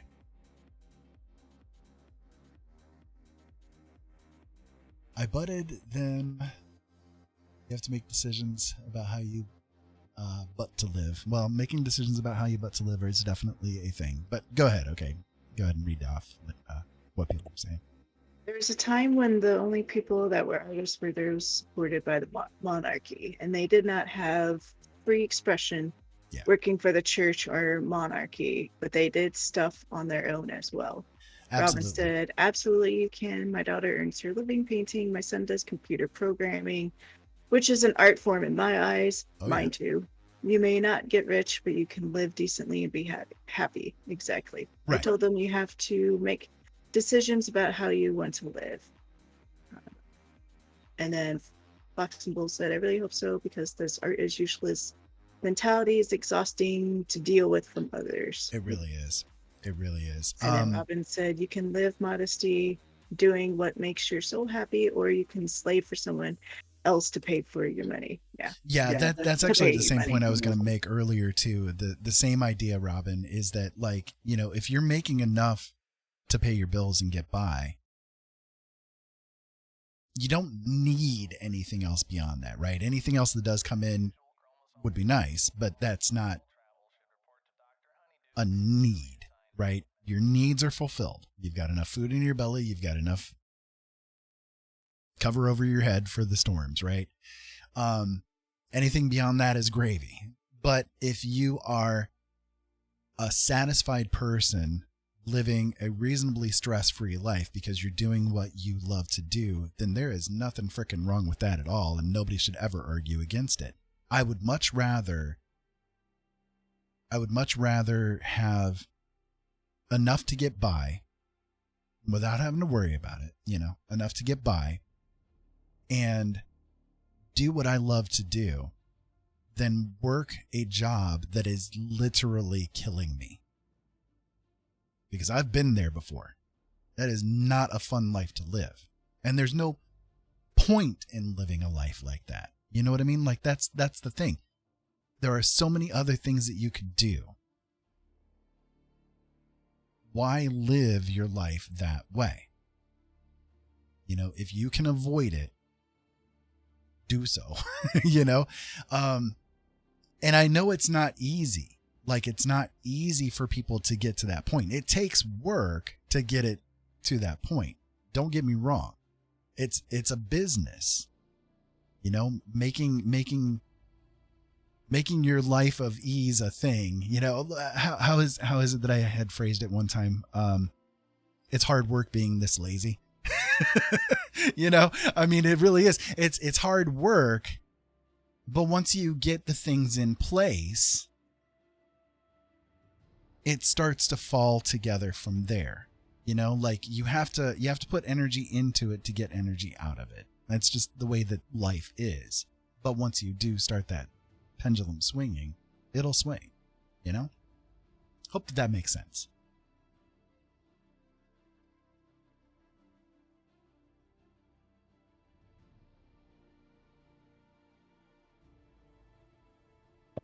Robin said, I would rather people be happy doing what they love and live in an apartment than be miserable in a McMansion.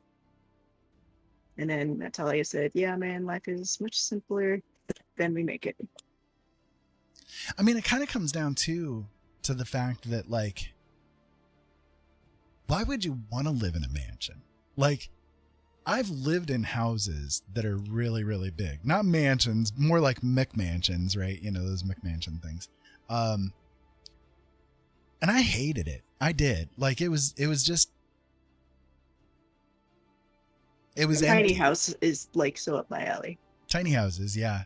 Like, seriously, I could totally live my life like me and Jolene being in an RV, and just going from place to place, experiencing like awesome food, like awesome local food from the randomest places, Yeah, Devane says large homes suck, fuck cleaning. Right, exactly.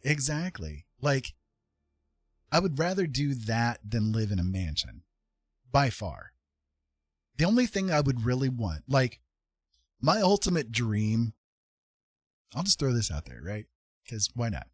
My ultimate dream is that we're in a place that has enough space that our kiddos can live comfortably in their own rooms, that there's a space for me to have kind of a studio sort of a thing where I can just, hang out and do my stuff.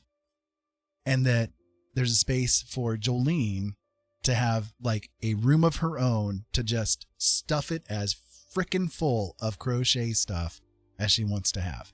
Crochet stuff, felt stuff, you name it. Like, yeah, and like a couple of cats running around between, like, is that too much to ask?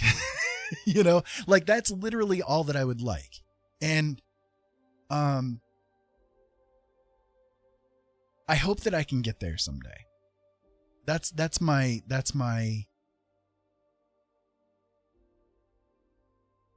dream, Nothing major. Oh, and being in a place where it's a little bit warmer during the wintertime, because I am so sick of dealing with the cold.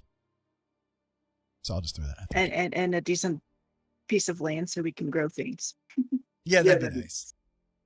Preferably set up a greenhouse and do the aquaponics or hydroponics, whichever it is that has the aquaponics, fish. Yeah. It's like if I Attention could get us there, that'd be because awesome. Because of the epidemic, tonight's broken film, which has not arrived yet, is canceled. A reminder from Colonel Jamestead, due to the flu, kindly refrain from kissing anyone unless absolutely necessary. Thanks for the host, Crypt. I appreciate it. Thank you.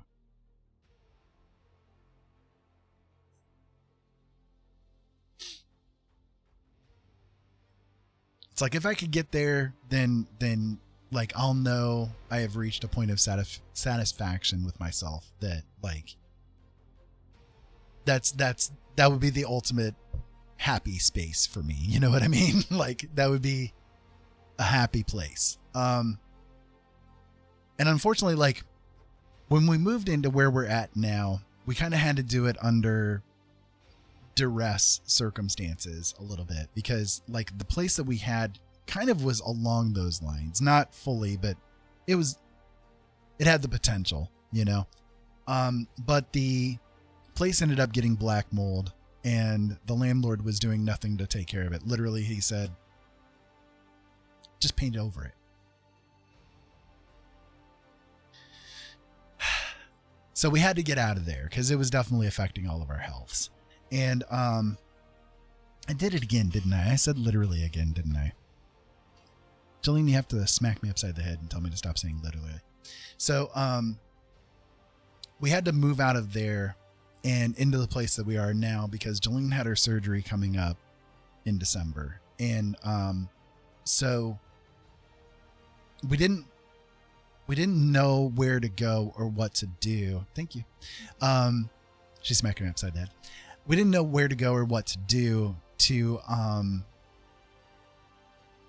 be in a place where we could be close enough to the hospitals that she would need to go, while at the same time having people around that could help us to get things done, like going to doctors, going to the hospital, getting food, that kind of stuff. Because we didn't have anybody where we were. Nobody. no family around, no friends around or anything like that. They all lived other places. So we moved a couple of blocks away from people that we know that helped us during that time period. But now we're kind of like stuck with this place. And I mean, it's not a bad house, don't get me wrong, but it's not really ultimately where we would like to be or what we would like to do, you know? And unfortunately, we're still in Indiana where it gets really cold during the wintertime, and it's really affecting me. It really is. It's getting to me bad. I'm not looking forward to this winter at all. So yeah. Let me go back here a little bit and try to catch up on things. Okay, so grew up in large homes, so now in an apartment.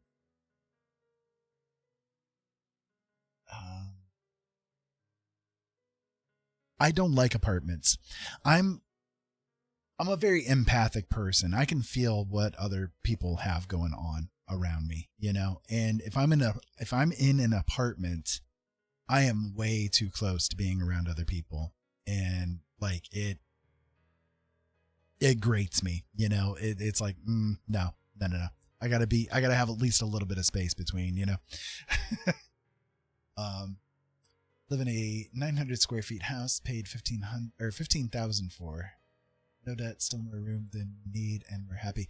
Yeah, you guys got really lucky with that house. Like that was a really good find, and the fact that your hubby is as handy as he is it like that was a perfect find for you guys. That's awesome. I'm glad that you guys were able to get into that because it sounds like it'd be fantastic.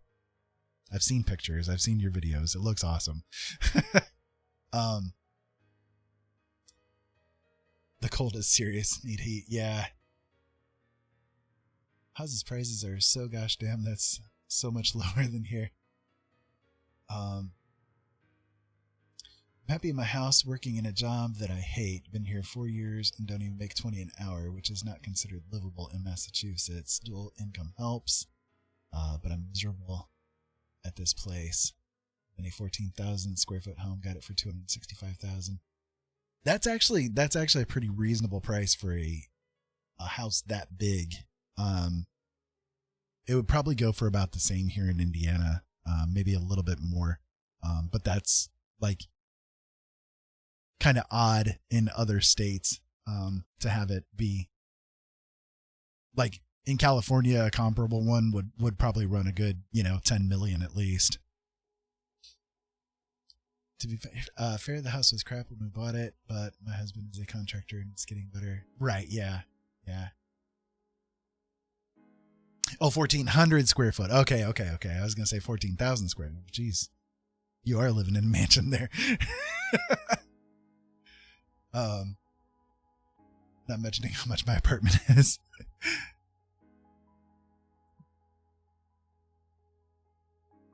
Oh, actually, yeah, that's pretty cool, Robin.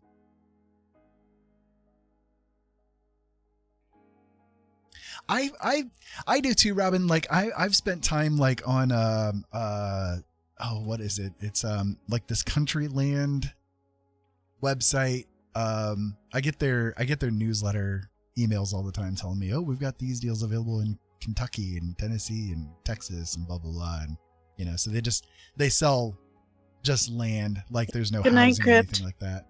Oh, Crypt, you taking off? I'm sorry, I didn't even see that. Okay. Thank you so much for being here with us. And I mean, you know how deeply we appreciate you. Be safe and have fun.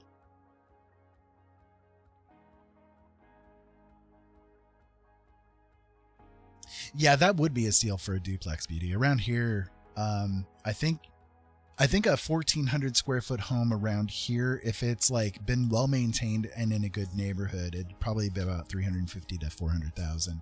So yeah, you definitely got a good deal there. So Jolene, Robin said that there's a plot of land next to her for 5,000 that has enough space for a tiny home on it. Ooh. Anybody want to Okay. donate $5,000 so we can get the plot of land and move on to it?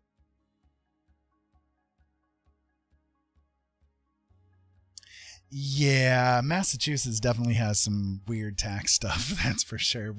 Where we're at here, I think our taxes here, in this space is like 400 or so a year, something like that. 400, maybe 500 a year.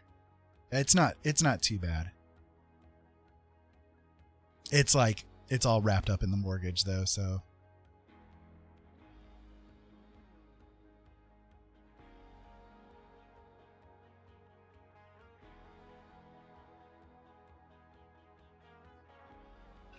It had a house that burned down years ago. Well, you definitely have a lot of land, Robin. It's like, you've got an acre, right? If I remember right. Or is it a little less than an acre? It's a lot of mowing one way or the other, but yeah, Massachusetts, exactly. Yeah, it's pretty crazy there. And then you go to Delaware and there's no sales tax.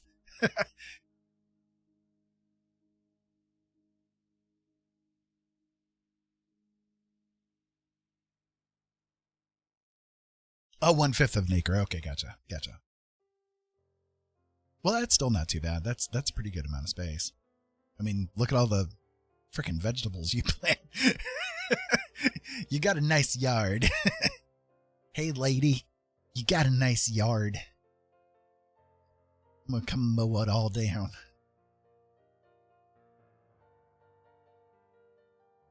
$3,000 a year. Oof. That's a lot. Indiana is definitely a lot cheaper on average. There are some spots in Indiana where it's not, but like this zone that we're in here, it's pretty reasonable.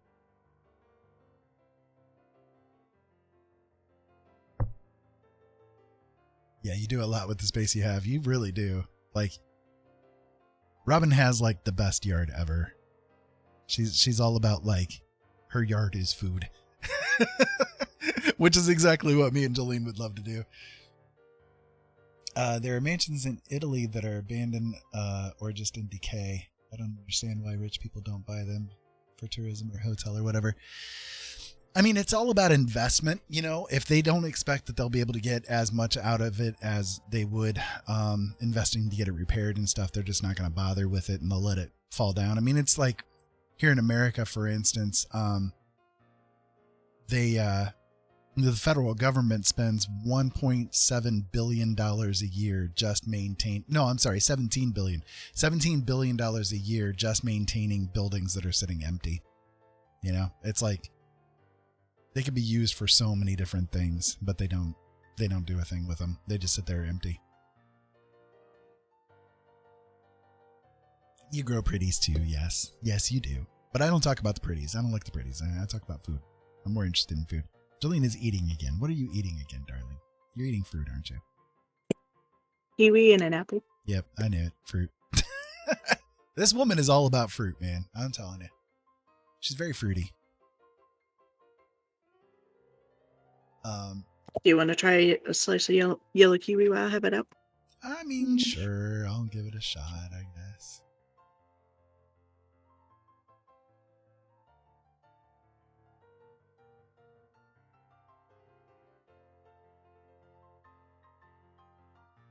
You're on your way back and turning your fireplace on tonight. Yeah, it's getting a little chilly around here too at night.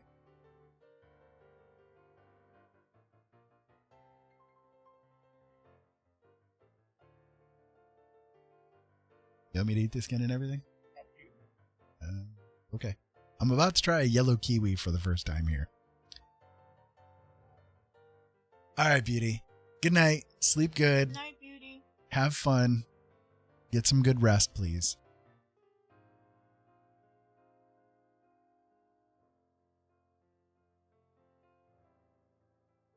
Ooh, the skin is weird. It's kind of like a weird, almost a banana kind of a taste. It's a little weird. I mean, I'll finish it off, I guess, but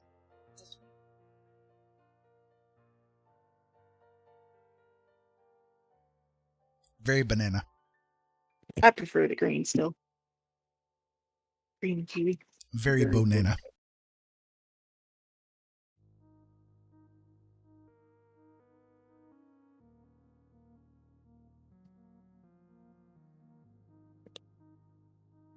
With a little hint of starfruit.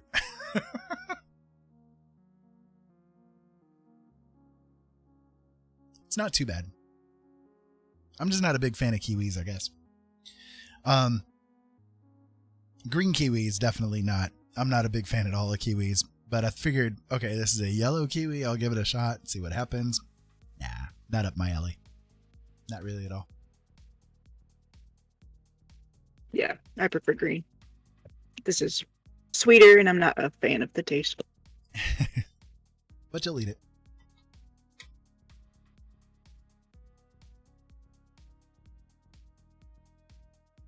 Your boyfriend is a kiwi. That works.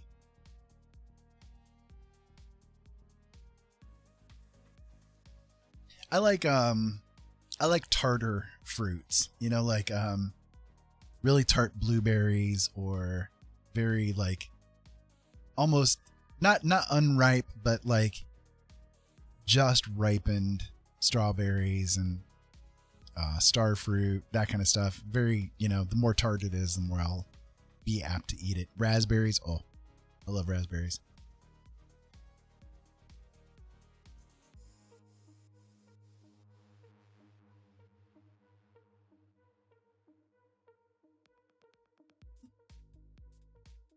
So yeah, anyways, when it comes to like just all the stuff, you know, the main thing I'd love for people to focus on is that what you should be focusing on is not necessarily money.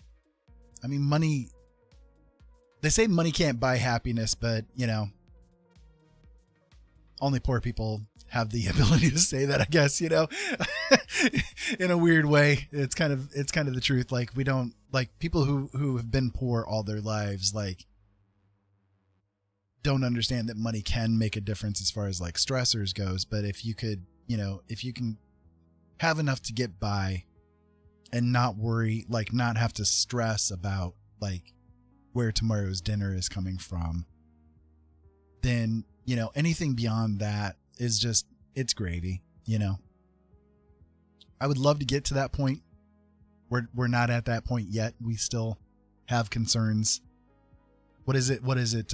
Food secure. That's the words, right? We're not very food secure all the time. Some months worse than others, you know, but, I think if you can get to the point in your life where you are able to provide for yourself enough, no matter what it is that you're doing, as long as you're happy doing it, that's the point, you know? Like, I've never understood working a job that makes you completely miserable. And it's like, I've seen so many people in my life over the years that have spent like years at a job that they absolutely hated, and their lives just, like, it impacts your life so hard, you know? Just for the sake of money, you know, because they want to get more and more. And it's like the ironic part is that, you know, most of them think, okay, well, if I work this job, I'm going to be secure and blah, blah, blah, and all that kind of stuff. But it's like, you know, okay, the stress is eating you to the point where you're unhealthy, and either your life is shortened because you're so stressed out, or you have to like suffer in the future for your health because you were so stressed out for so long. What was the point? You know, why put yourself through that when you can work a job, make a couple of dollars extra less per hour maybe, but be able to still maintain what you have and be much happier, you know?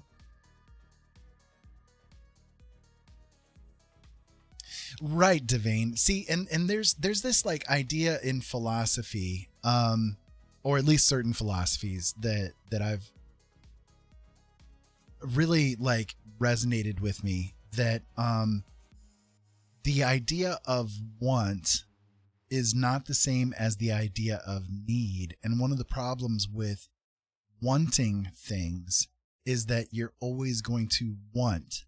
You're never going to reach a satisfaction place. You're never going to be like content with what you have, because you always feel like you want more. And what you do is you turn it into a need for yourself, you know? And that can be very hard on a person when they get something and they don't feel satisfied with it because it's not fulfilling the next want that's already there in their head. You know what I mean? It's a little bit of a weird position to put yourself in life, to try to like figure out what's enough, you know, like figure out what's enough. And I mean, things are not emotions, you know, stuff is not important. What is important, you know, nobody ever goes on their deathbed and says, I wish I had more stuff.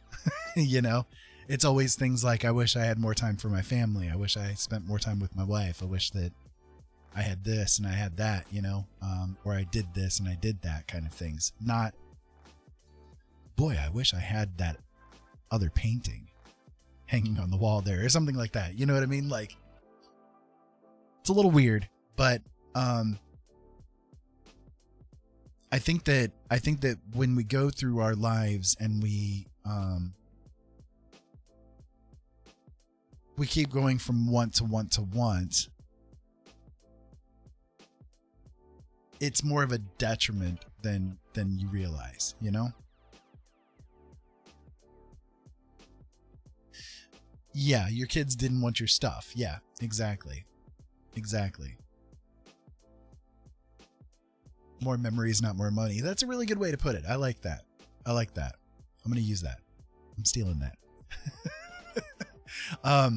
But I hope that all that makes sense. Like, I'm not trying to like bring everybody down or anything. I'm just trying to have interesting conversations about weird stuff, you know, like I love the idea of philosophy. I love talking about philosophical things and deep things and that kind of stuff, just because like it gives the chance to formulate new things. If people can have like rational conversations with each other about things that are not necessarily easy to talk about, I think that that's where the expansion of minds and people really takes place, you know? You got any thoughts that you want to throw in here, Miss Bullet Journal? Because I see you pulled it out.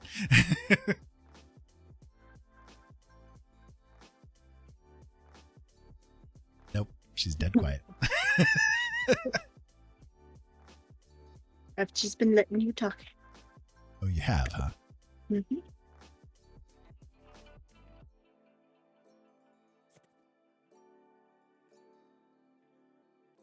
Oh, you're welcome, yes, Natalia. thank you.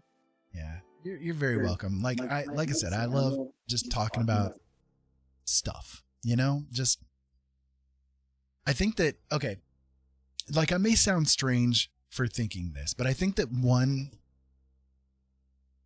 sign of intelligence, one sign of people who are people that I can groove with really, you know, the most are people that have the ability to like argue every side of a thing without actually like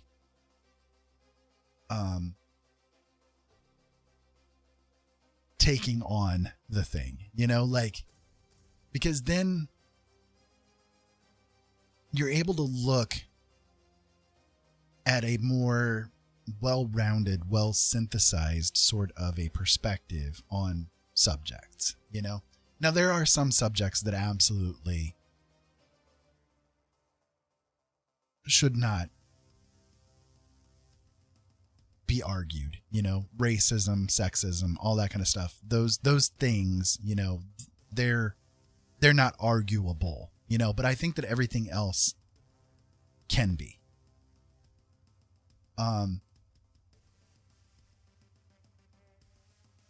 Just not having a solid opinion, because that's always how I think. So yeah, so like not having a solid opinion is how you normally think. Is that what you're meaning?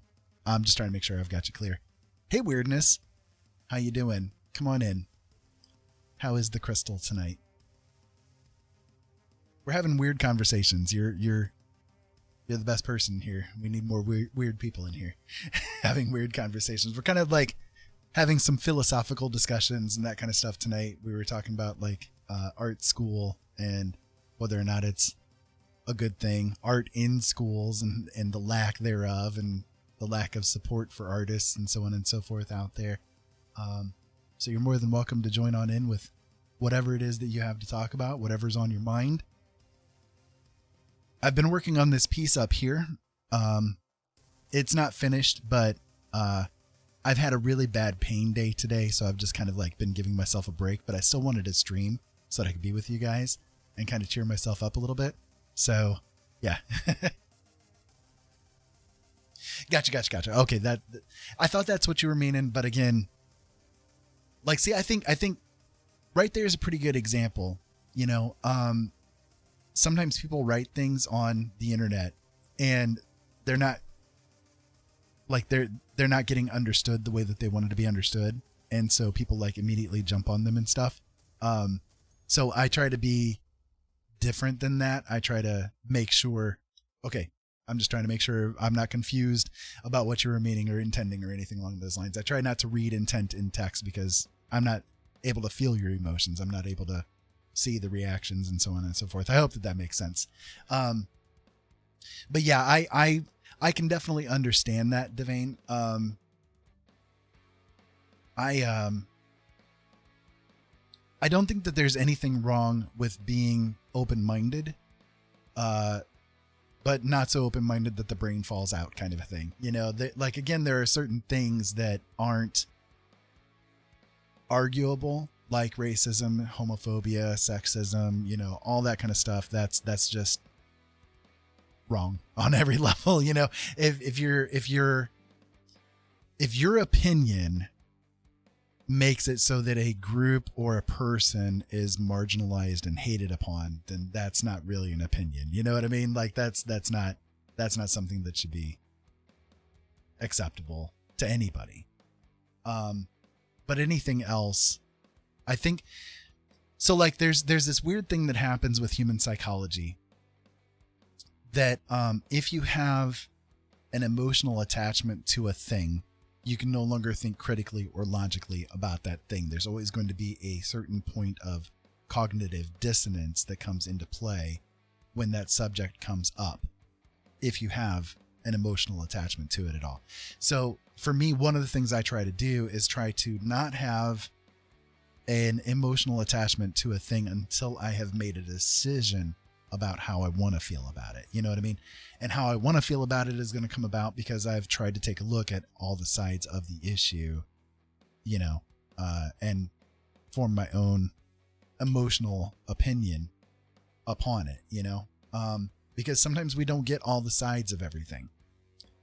It's just the way that it is. A lot of times, especially if you're trying to get things from the media and stuff, you know, the media is so biased, even yes, like right leaning, left leaning, all that kind of stuff. It doesn't matter. There's going to be bias in it one way or the other. I try to be as centrist as I can, you know, politically speaking, philosophically speaking, everything. So I kind of worry about that sometimes too, that I'm being a little bit too,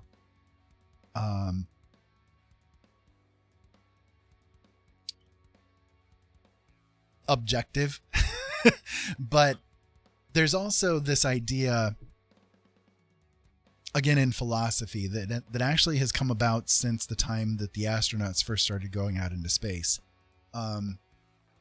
They were like, when the astronauts would go up, they would come back talking about this certain effect that would happen to them while they were looking down on the planet from space.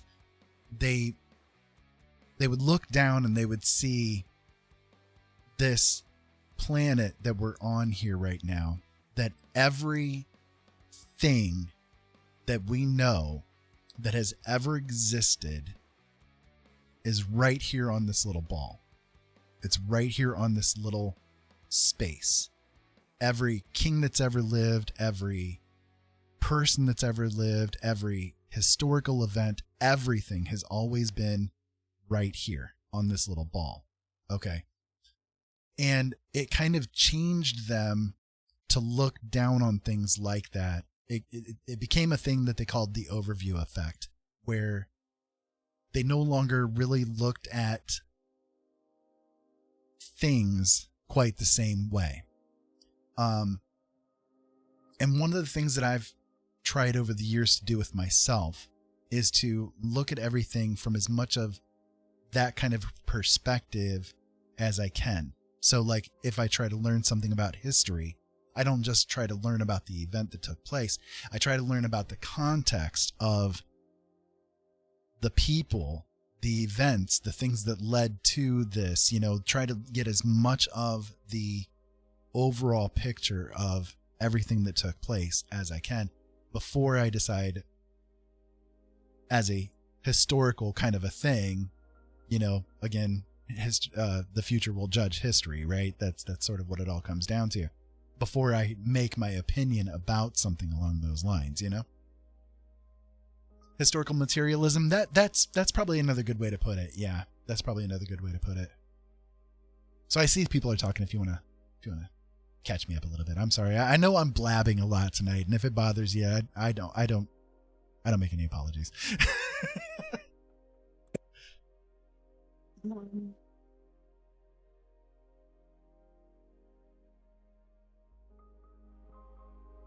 Devane, for me, that's just not having a solid opinion, because that's just always how I think. I literally worry that I'm not opinionated. I see a lot of sides to most things. It's funny because I thought that was a bad thing. Interesting to see you think otherwise. Weirdness says, I am alive. Haha. I'm good though. I mixed up my shifts when my shifts were and messed up my attendance, but otherwise had a productive day. Got a new car yesterday, sold my old one, and got a tag for a new one today. Got the ball rolling on getting an estimate on repairing my floors. I just finished updating my Trello. Gotcha. Robin Boy, says, you've "Sounds had quite a few. productive." You've had quite a busy couple of days, that's for sure. Weirdness. I'm glad about the car thing though. That you were able to find one. That's good. Natalia says, older generations think that way. It is my opinion, and they are throwing hate to certain people. I really don't know how to deal with it. And then Robin, they're playing to their audience. They wouldn't be successful if they spoke what was really on their mind. And then you already read what Fox and Bull said. So, Natalia, with the hate stuff, unfortunately, a lot of hatred is learned behavior, whether it's from observation of like the parents or hearing what's getting input in, like every. And it's not always hate. It is also sometimes fear. Yeah, that's what I was going to get to. Yeah. Everything that we do, every decision that we make, every opinion that we form comes about because of all of our own personal experiences.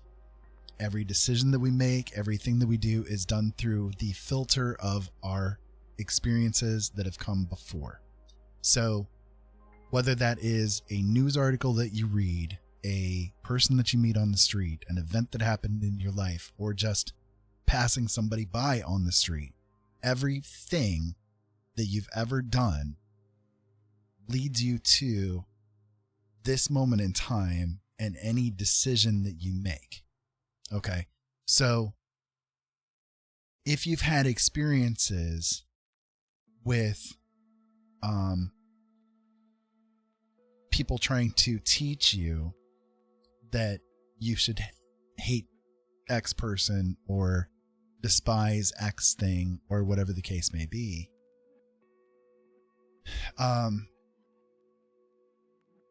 the decision that you make to believe it or not comes about because of the things that you have gone through before, So like a child who is getting taught these things hasn't had the experience in their life before of, okay, I'm supposed to hate X people or something like that, right? They've never had any experiences, good or bad, with a person.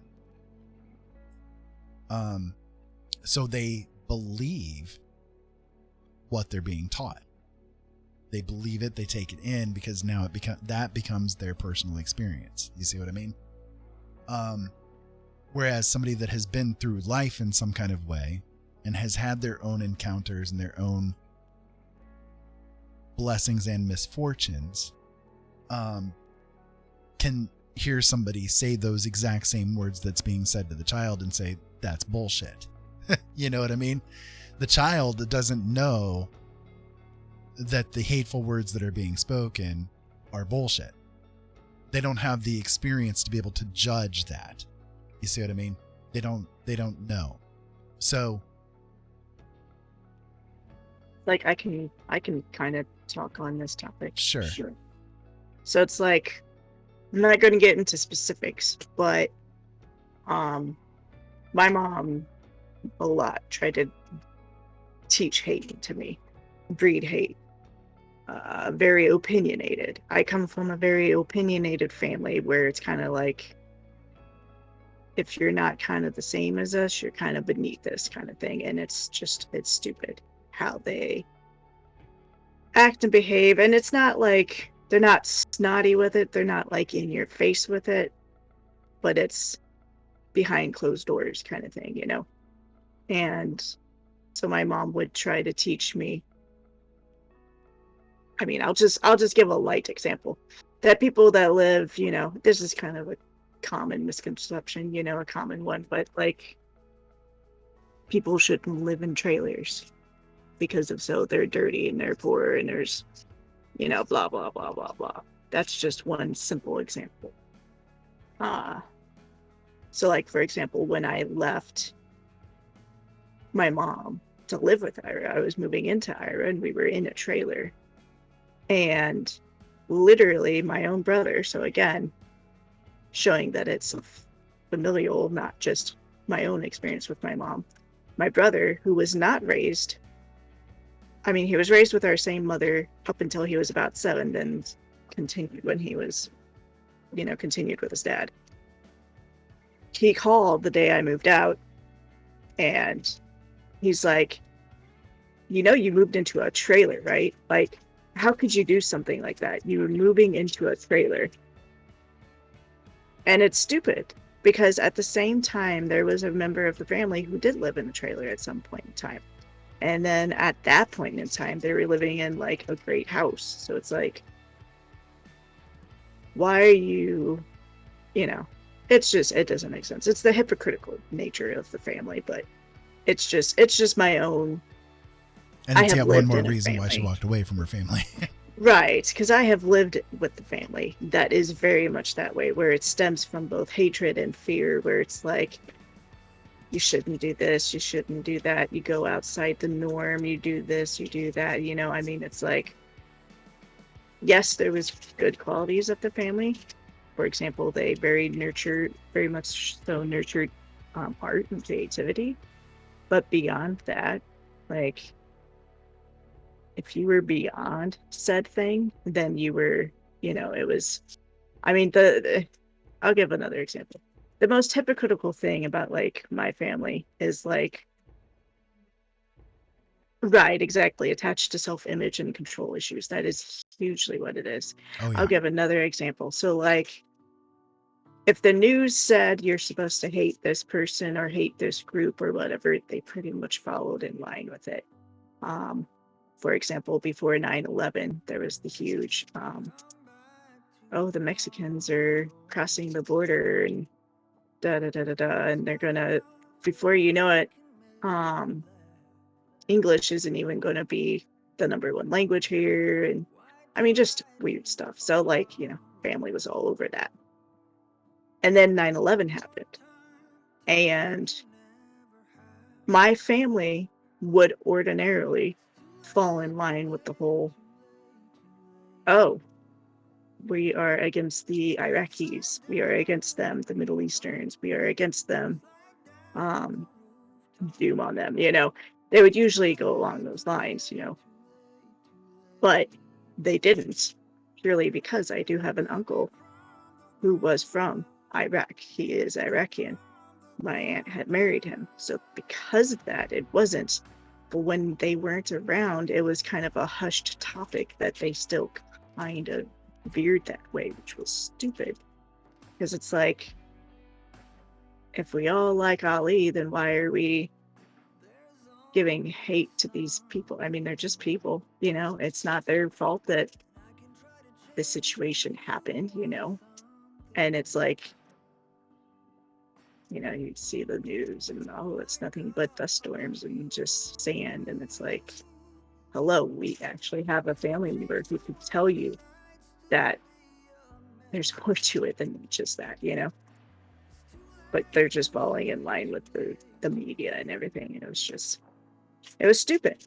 It was stupid. And like I said, had I not had an uncle, they would have been full on to the whole, anyone that looks Middle Eastern, shame on you, and it's stupid. It's stupid that they were that way. And I'm doing generalized that it's the family. I mean, to different people to different degrees, but it was the overall sense, and it's stupid. And I just hate the fact that I came from that, So it's like, when certain things happen, there are those times that I'll say something and I do worry. It's like, is this something learned, or is this, I do worry about that a lot, it's like, how much of my upbringing is tainting my true thoughts because of just how full of hate and fear they were, Right, exactly. It's like,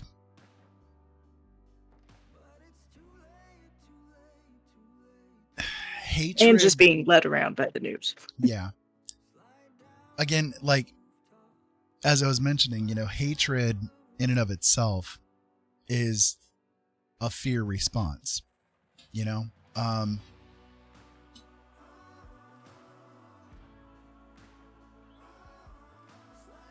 It saddens me when different groups, different people, different things even get marginalized. Speaking on a like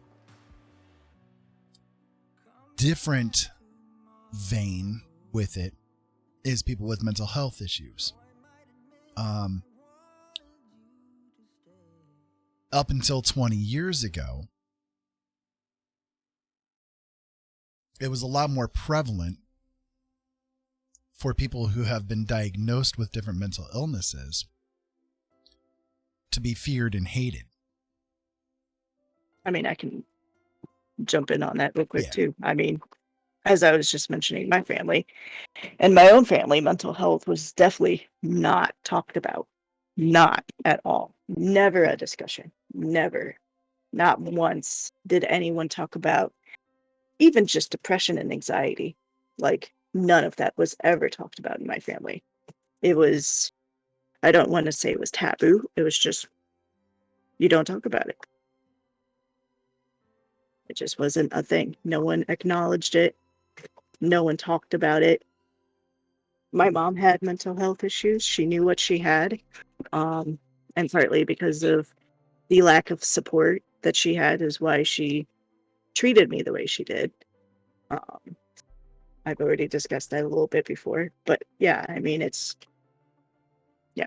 Anyways, going on. I'm just acknowledging what you're saying. Go ahead for a moment. I'm chewing. Oh, okay. So yeah, because it's like my own mother, she was bipolar, with manic tendencies, and I don't know of anyone else in the family that has any kind of mental health issues, and I'm sure there were. Robin said it's manipulation. 100% the government needed money to pay for war, so fostered the hatred in the media, right? Yeah. And it's sad, you know? So I can touch on that a bit. So bear in mind,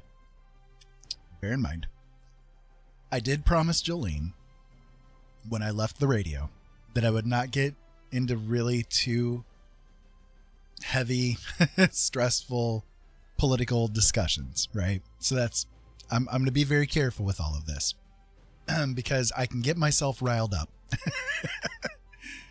And I don't want her to get worried about things, you know? So I promise I'm going to say all this like with that in mind. Okay, darling? Okay. Robin, you are correct. I'm not going to get myself upset, right? I'm not at all upset with this. I'm just trying to state truth here. Okay, for you guys. One of the problems with the United States, and has been for a while, is that we've been off the gold standard for quite a number of years. We've been on fiat dollars that literally don't exist. They're created out of nothing. In order to keep the whole thing from falling apart,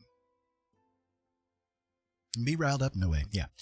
In order to keep things from falling apart, the military-industrial political complex, and it's kind of weird because it's like it used to be called just the military-industrial complex, but it really can be expanded to be military-industrial medical, because all three of them kind of combine into one with this complex. Has to have cash coming into it to continue the existence of the American economy. It's all tied in together and has been since the 20s. So war, or at least the proxy of war, is the one singular best method that they can do to keep generating cash flow to allow the rest of the economy to not fall apart. B-bird is the word. B-bird. B-bird's the word. Indeed. The bird is the word. Bird. All right. So, that's the reason though why since that period of time, we have not had a time where we have not been at war. Right? Yeah. You're always disruptive, but that's okay. I'm talking a little bit of a heavy topic here, and the fact that you guys are taking it lightly, that's good, because I don't want to get serious with this. You know, I want people to see through the bullshit with this, because it really is all bullshit. So that's why though we've not seen a relief from wars, because it has to keep that machine rolling, you know? I find it ironic, quote unquote, to be super serious, Fox. Thank you, Bull. I find it ironic that, for instance, one of the first things that we did was to like go into Afghanistan right after, like literally it was within 3 months of the fact that the scientists came out and said, by the way, Afghanistan has more mineral resources than anywhere else in the world combined. And suddenly 3 months later, we're occupying Afghanistan. You know, just throwing it out there, right? I mean, it's like these things that are there. So, again, not to get too political with things, because again, I made the promise to Jolene, but I want you guys to like look at everything with a very open mind. Don't let your brain fall out, but a very open mind to the fact that the things that the media has tried to say are not always the 100% truth. There are grains of truth, enough for you to believe the lies. But also bear in mind that there is a psychological thing that happens with human beings, that if you hear a lie 24 times or more, you're going to start believing it as the truth. And as I stated earlier as well, whenever you have an emotional attachment to a thing, you're no longer going to be able to think critically or logically about that thing. The media will do everything that it can do to make you feel emotional about a topic so that you can no longer think critically or logically about it. So the best thing that anybody can ever do, turn off your damn TVs. Don't watch the news in any kind of way. Don't read the news in any kind of way. Just live your life and know that your existence is fine because you're right there. You know what I mean? Like, that's probably the best thing that anybody could ever do for themselves. And yes, I know that it's important to pay attention to some of the things that are going on, right? I do. I understand that. But bear in mind, okay, so like, if an event happens, one of the best things to do is to catch whatever it is that's going on, you know? Because, okay, if somebody's coming down the road with a gun, it's kind of important to know, hey, somebody's coming down the road with a gun, right? But then what ends up happening is that the media will start grabbing hold of it and they'll start giving their opinions. And once it goes from being news about the event to opinions, that's when it's completely useless. Does all that make sense? Does that make sense to you, Jolene? Do it. Yep.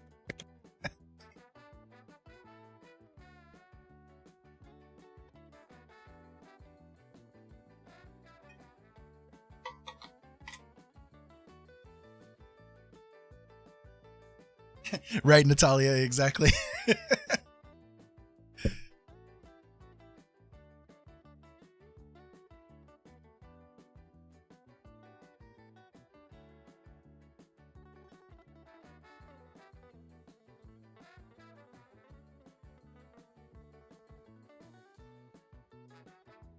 Right, Robin. So the medicine thing, right? That's it exactly. Like I find it hilarious that, for instance, marijuana is illegal in 18 states still, including here in Indiana.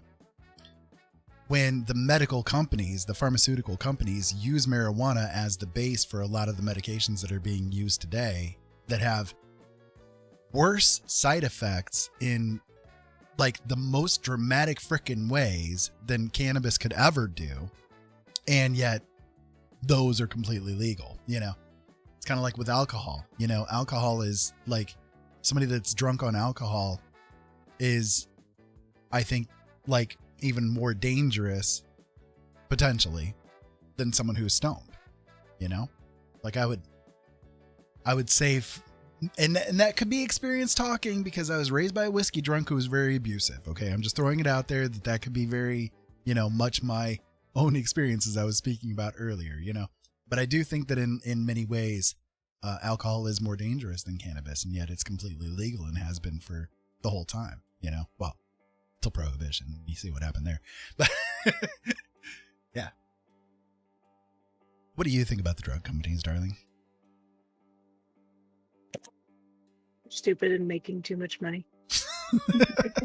Like insulin alone, you know, like, oh my God. Yeah, they're making too much, and just the whole stupidity behind it. I mean, the fact that they charge as much as they do, like they do, is the reason why insurances don't want to pay as much as they do. It's like right now, we're still struggling a month later to get Ollie a prescription. So, y'all. One that they should have had a month ago, you know? Oh, yeah. Flexibles. It makes sense to me. Media is owned by the same corporations that lobby for these nonsense wars. It's manufacturing consent. Oh, right? absolutely. And if you look at the fact that, okay, every media outlet, it breaks down to every media outlet is owned by 6 different corporations. Every media outlet is owned by 6 different media corporations, okay? And all of those get their news from 2 places, Reuters and AP. And even AP gets a lot of its news from Reuters. So, quite frankly, Reuters is like the only place where news comes from. It's kind of funny. I used to, on my shows, I used to play a clip. I think it was Conan and Brian's show would do this like as a joke, where they would like take different news outlets giving news stories as if it's their own opinions, right? These anchors giving their news stories as if it's their own opinions, and every one of them are reading the exact same words. And it's like dozens and dozens and dozens of them. They would have one after the other, and they're all saying the exact same words. Well, sorry guys, but that's, you know, that's not news. That's a story that they're pumping out, you know? It's, if you actually, it goes kind of weirdly deep here too. Rupert Murdoch, yeah, he owned a lot here too. I don't think he does anymore because he's been bought out here by others. But yeah, he big in Australia. He was big here too. Okay, real quick. Yeah. I dropped a YouTube link. That's the link to the video that has like a whole bunch of news stations reading the exact same. Oh, good. I can actually play it here for you guys. So I won't okay. I won't like show the video. Well, maybe I could. Hold on. Let me see if I can. Ooh, I might be able to. ting ting walla walla bing bang. Bing bang to you too. Is that anything like the Big Bang? Let me see if this will work, because I think I have it set up already that I could do it. I told the witch doctor I wasn't getting. Dun, dun, dun, dun.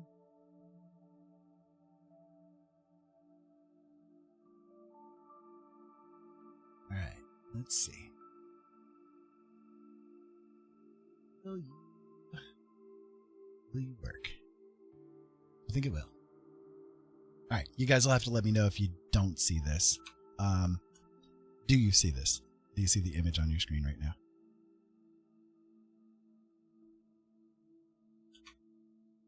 Because my computer does weird things sometimes with it. So far, no. So far, it's just black. Okay.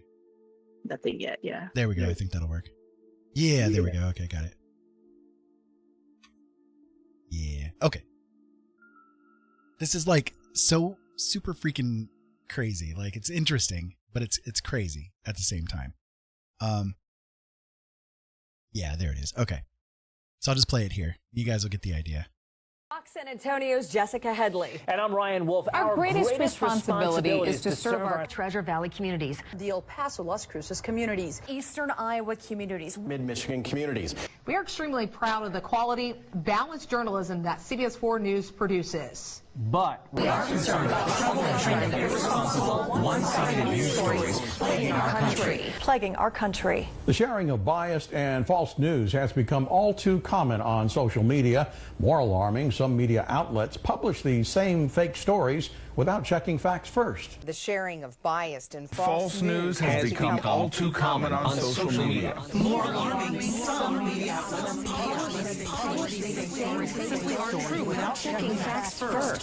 Unfortunately, some members of the media use their platforms to push their own personal bias and agenda to control exactly what people think. And this is extremely dangerous to our democracy. this is extremely dangerous to our democracy. This is extremely dangerous to our democracy. This is extremely dangerous to our democracy. This is extremely dangerous to our democracy. This is extremely dangerous to our democracy. This is extremely dangerous to our democracy. I mean, it just it's crazy. You know, it really is. It's absolutely nuts that this is how it works. But this is the world that we live in today. You know, this is the world that we live in today. So that wasn't the exact one that I was thinking of. That was a really good one, Jolene. That wasn't the exact one I was thinking of. I'm going to see if I can find the one from Conan O'Brien because it's pretty funny. Let's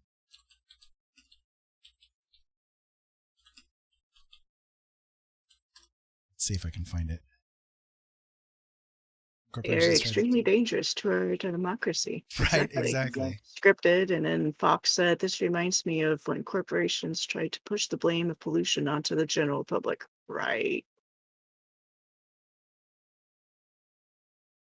Okay, I think this might be one of them. Let's see.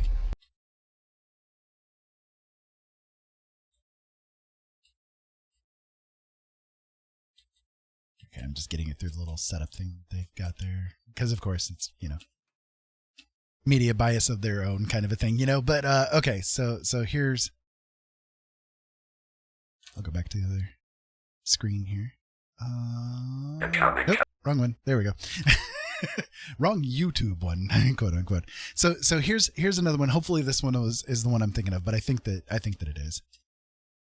We've made a little bit of news this week. I don't know if you've heard about this. Yeah, this is. But I'll tell you why. It's because on our last New York show, which is tomorrow night, we're going to perform a wedding right here on this stage. Now, I'm not talking about a comedy bit. I'm talking about a real, legally binding, same-sex marriage between our show's costume designer, Scott Cronick, and his partner, David Gorshine. Now, is this going to happen? Yeah. There they are.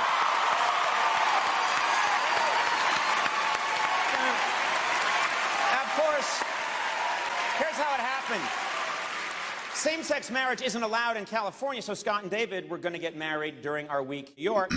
And I thought instead of them getting married at City Hall, why not get married right here on the stage of the Beacon and do it right? Now, this will be the first, I believe, same-sex wedding ever performed on late-night television, and we're all very excited about it. Which, by the way, was pretty cool. I am going to officiate the wedding myself. Now, I'm pretty good. I'm using that for everything now, yeah. So anyway, we announced this. News stations around the country have picked up on this story, and each one is putting its own unique spin on it. Talk show host Conan O'Brien may be about to push the envelope on late-night television. Conan O'Brien may be able to push the envelope on late-night television. Conan O'Brien may be about to push the envelope on late-night television. Conan O'Brien may be about to push the envelope on late-night television. Conan O'Brien may be about to push the envelope on his late-night television. Conan O'Brien may be about to push the envelope on late-night television. Conan O'Brien may be about to push the envelope on late-night television. Conan O'Brien may be about to push the envelope on late-night TV. Conan O'Brien may be about to push the envelope on late-night television. Conan O'Brien may be about to push the envelope on late-night television. Conan O'Brien may be about to push the envelope once again on late-night TV. Conan O'Brien may be about to push the envelope on late-night television. Conan O'Brien is looking to push the envelope on late-night television. Conan O'Brien may be about to push the envelope on late-night TV. Conan O'Brien may be about to push the envelope on late-night television. Conan O'Brien may be about to push the envelope on late-night television. O'Brien may be about to push the envelope on late-night television. Conan O'Brien may be preparing to push the late-night envelope. Oh, they changed it up. They're about to push the late-night envelope. But you see, like this is what we deal with when it comes to the media. There's nothing new. There's nothing like it's all like all of the things right there. Just bear that in mind, right? That all of the things that you just heard there were all scripted by somebody. You know, somebody wrote that script. So the rest of us who are watching the news outlets and seeing things like that, we're just getting the opinions from literally one person who wrote that story, you know? And what comes into really weird play too is that,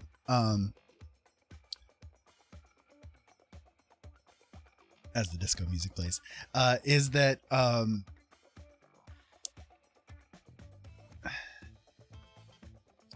if you go to like a news outlet, like, okay, let's say that you go to CNN.com. Not that I'm advocating for them. Please don't. But if you were to go to something like that, and you read a story there, like, do this as an experiment if you want to, right? Don't, like, try really hard not to take anything from any news outlet in. Seriously. Don't feed yourself with it, right? But do it as a study where if you're taking a look at it and you recognize that actually most news articles that are put out are actually nothing more than advertisements for a product, you'll start to actually, like, if you read the story and look, like, scan it for, okay, where's the advertisement? You guys will actually run across it. So it's like there was one time where I pointed out on one of my shows, for instance, that there was this article that was put out and it was on CNN and it was about a new medication that was released. But it was like the whole thing, like, you know, AstraZeneca says blah, blah, blah, blah, blah, you know, and all that kind of stuff, right? And it's like, if you it's nothing more than a press release for the actual product, but it was given a news story feel. You know, it's crazy. And then to top it all off, the final thing I'll say about it, the pièce de résistance, so to speak, or the and I know I said that completely wrong, but the icing on the cake is that a lot of news stories that are written today are not written by human beings. They're written by AI. And there's no joke there. That's mainstream stuff. That's mainstream science stuff right there, that a lot of content that's out there as quote unquote news articles are actually just written by AI programs, putting different textualizations together to make it into an article. And someone just pulled the trigger to say, okay, we want this subject, and you know, blah. If you want proof that that kind of thing is possible, there's a video game called AI Dungeons. I think it's AI Dungeons, where you can literally just give a keyword or a series of keywords, and the computer will create a story based on those keywords. And this is a game. This is just literally one of those like text-based games like Zork and that kind of thing from back in my day. It's nothing more than that. And yet it can create an entire story out of just a few keywords, you know? So just imagine if somebody just putting together, you know, ripping out of their ass, literally a video game that can do this kind of thing. Imagine if they pumped a couple of $1 million into it and developed something interesting, you know? It's not that difficult. It's not that difficult. So, all right. Enough politics, enough political stuff. We'll get on to different subjects. Jolene, how is Stitch coming? As she's like half asleep there. I had to stop him a while ago. Yeah. Well, I know you were working on your bullet journal. I was just wondering how much you've gotten done with him today. I got a little bit of his belly done. That's cool. A little bit of his body. That is good.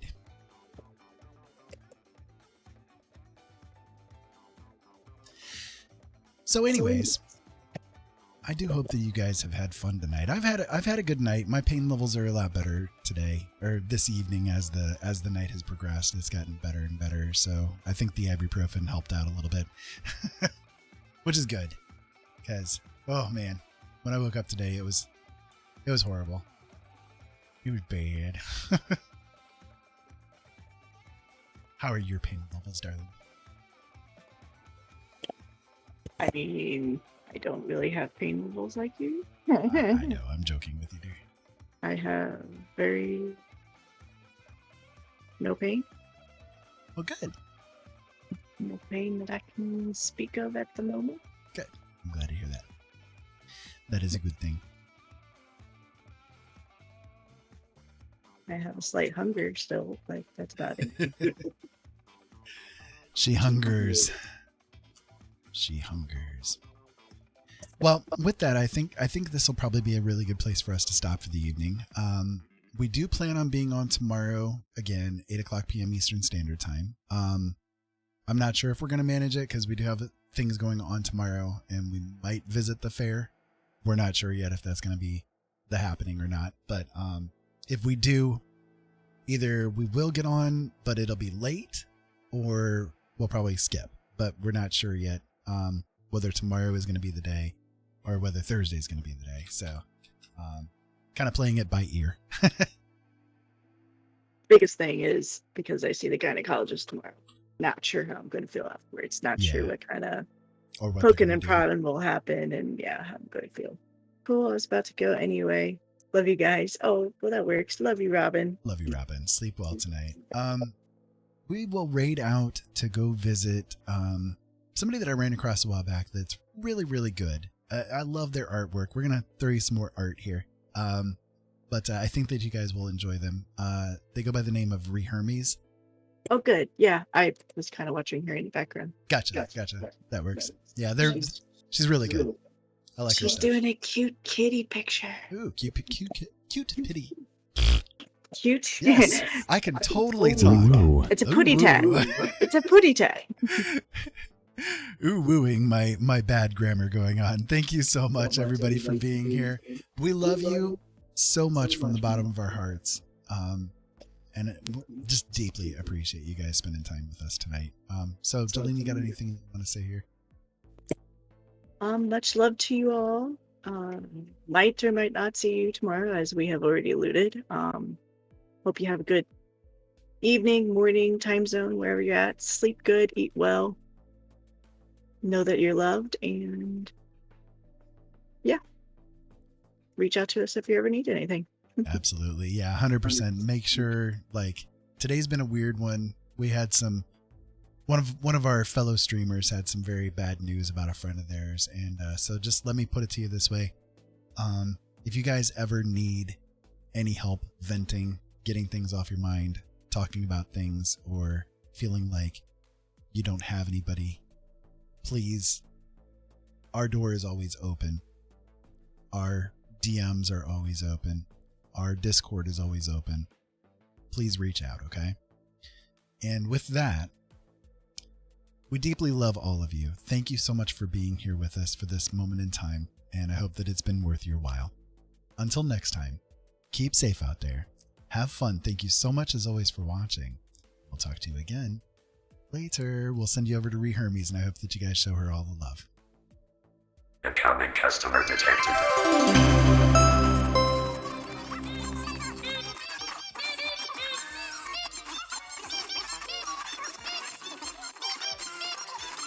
Keep your eyes open, boys. We need to have a serious talk.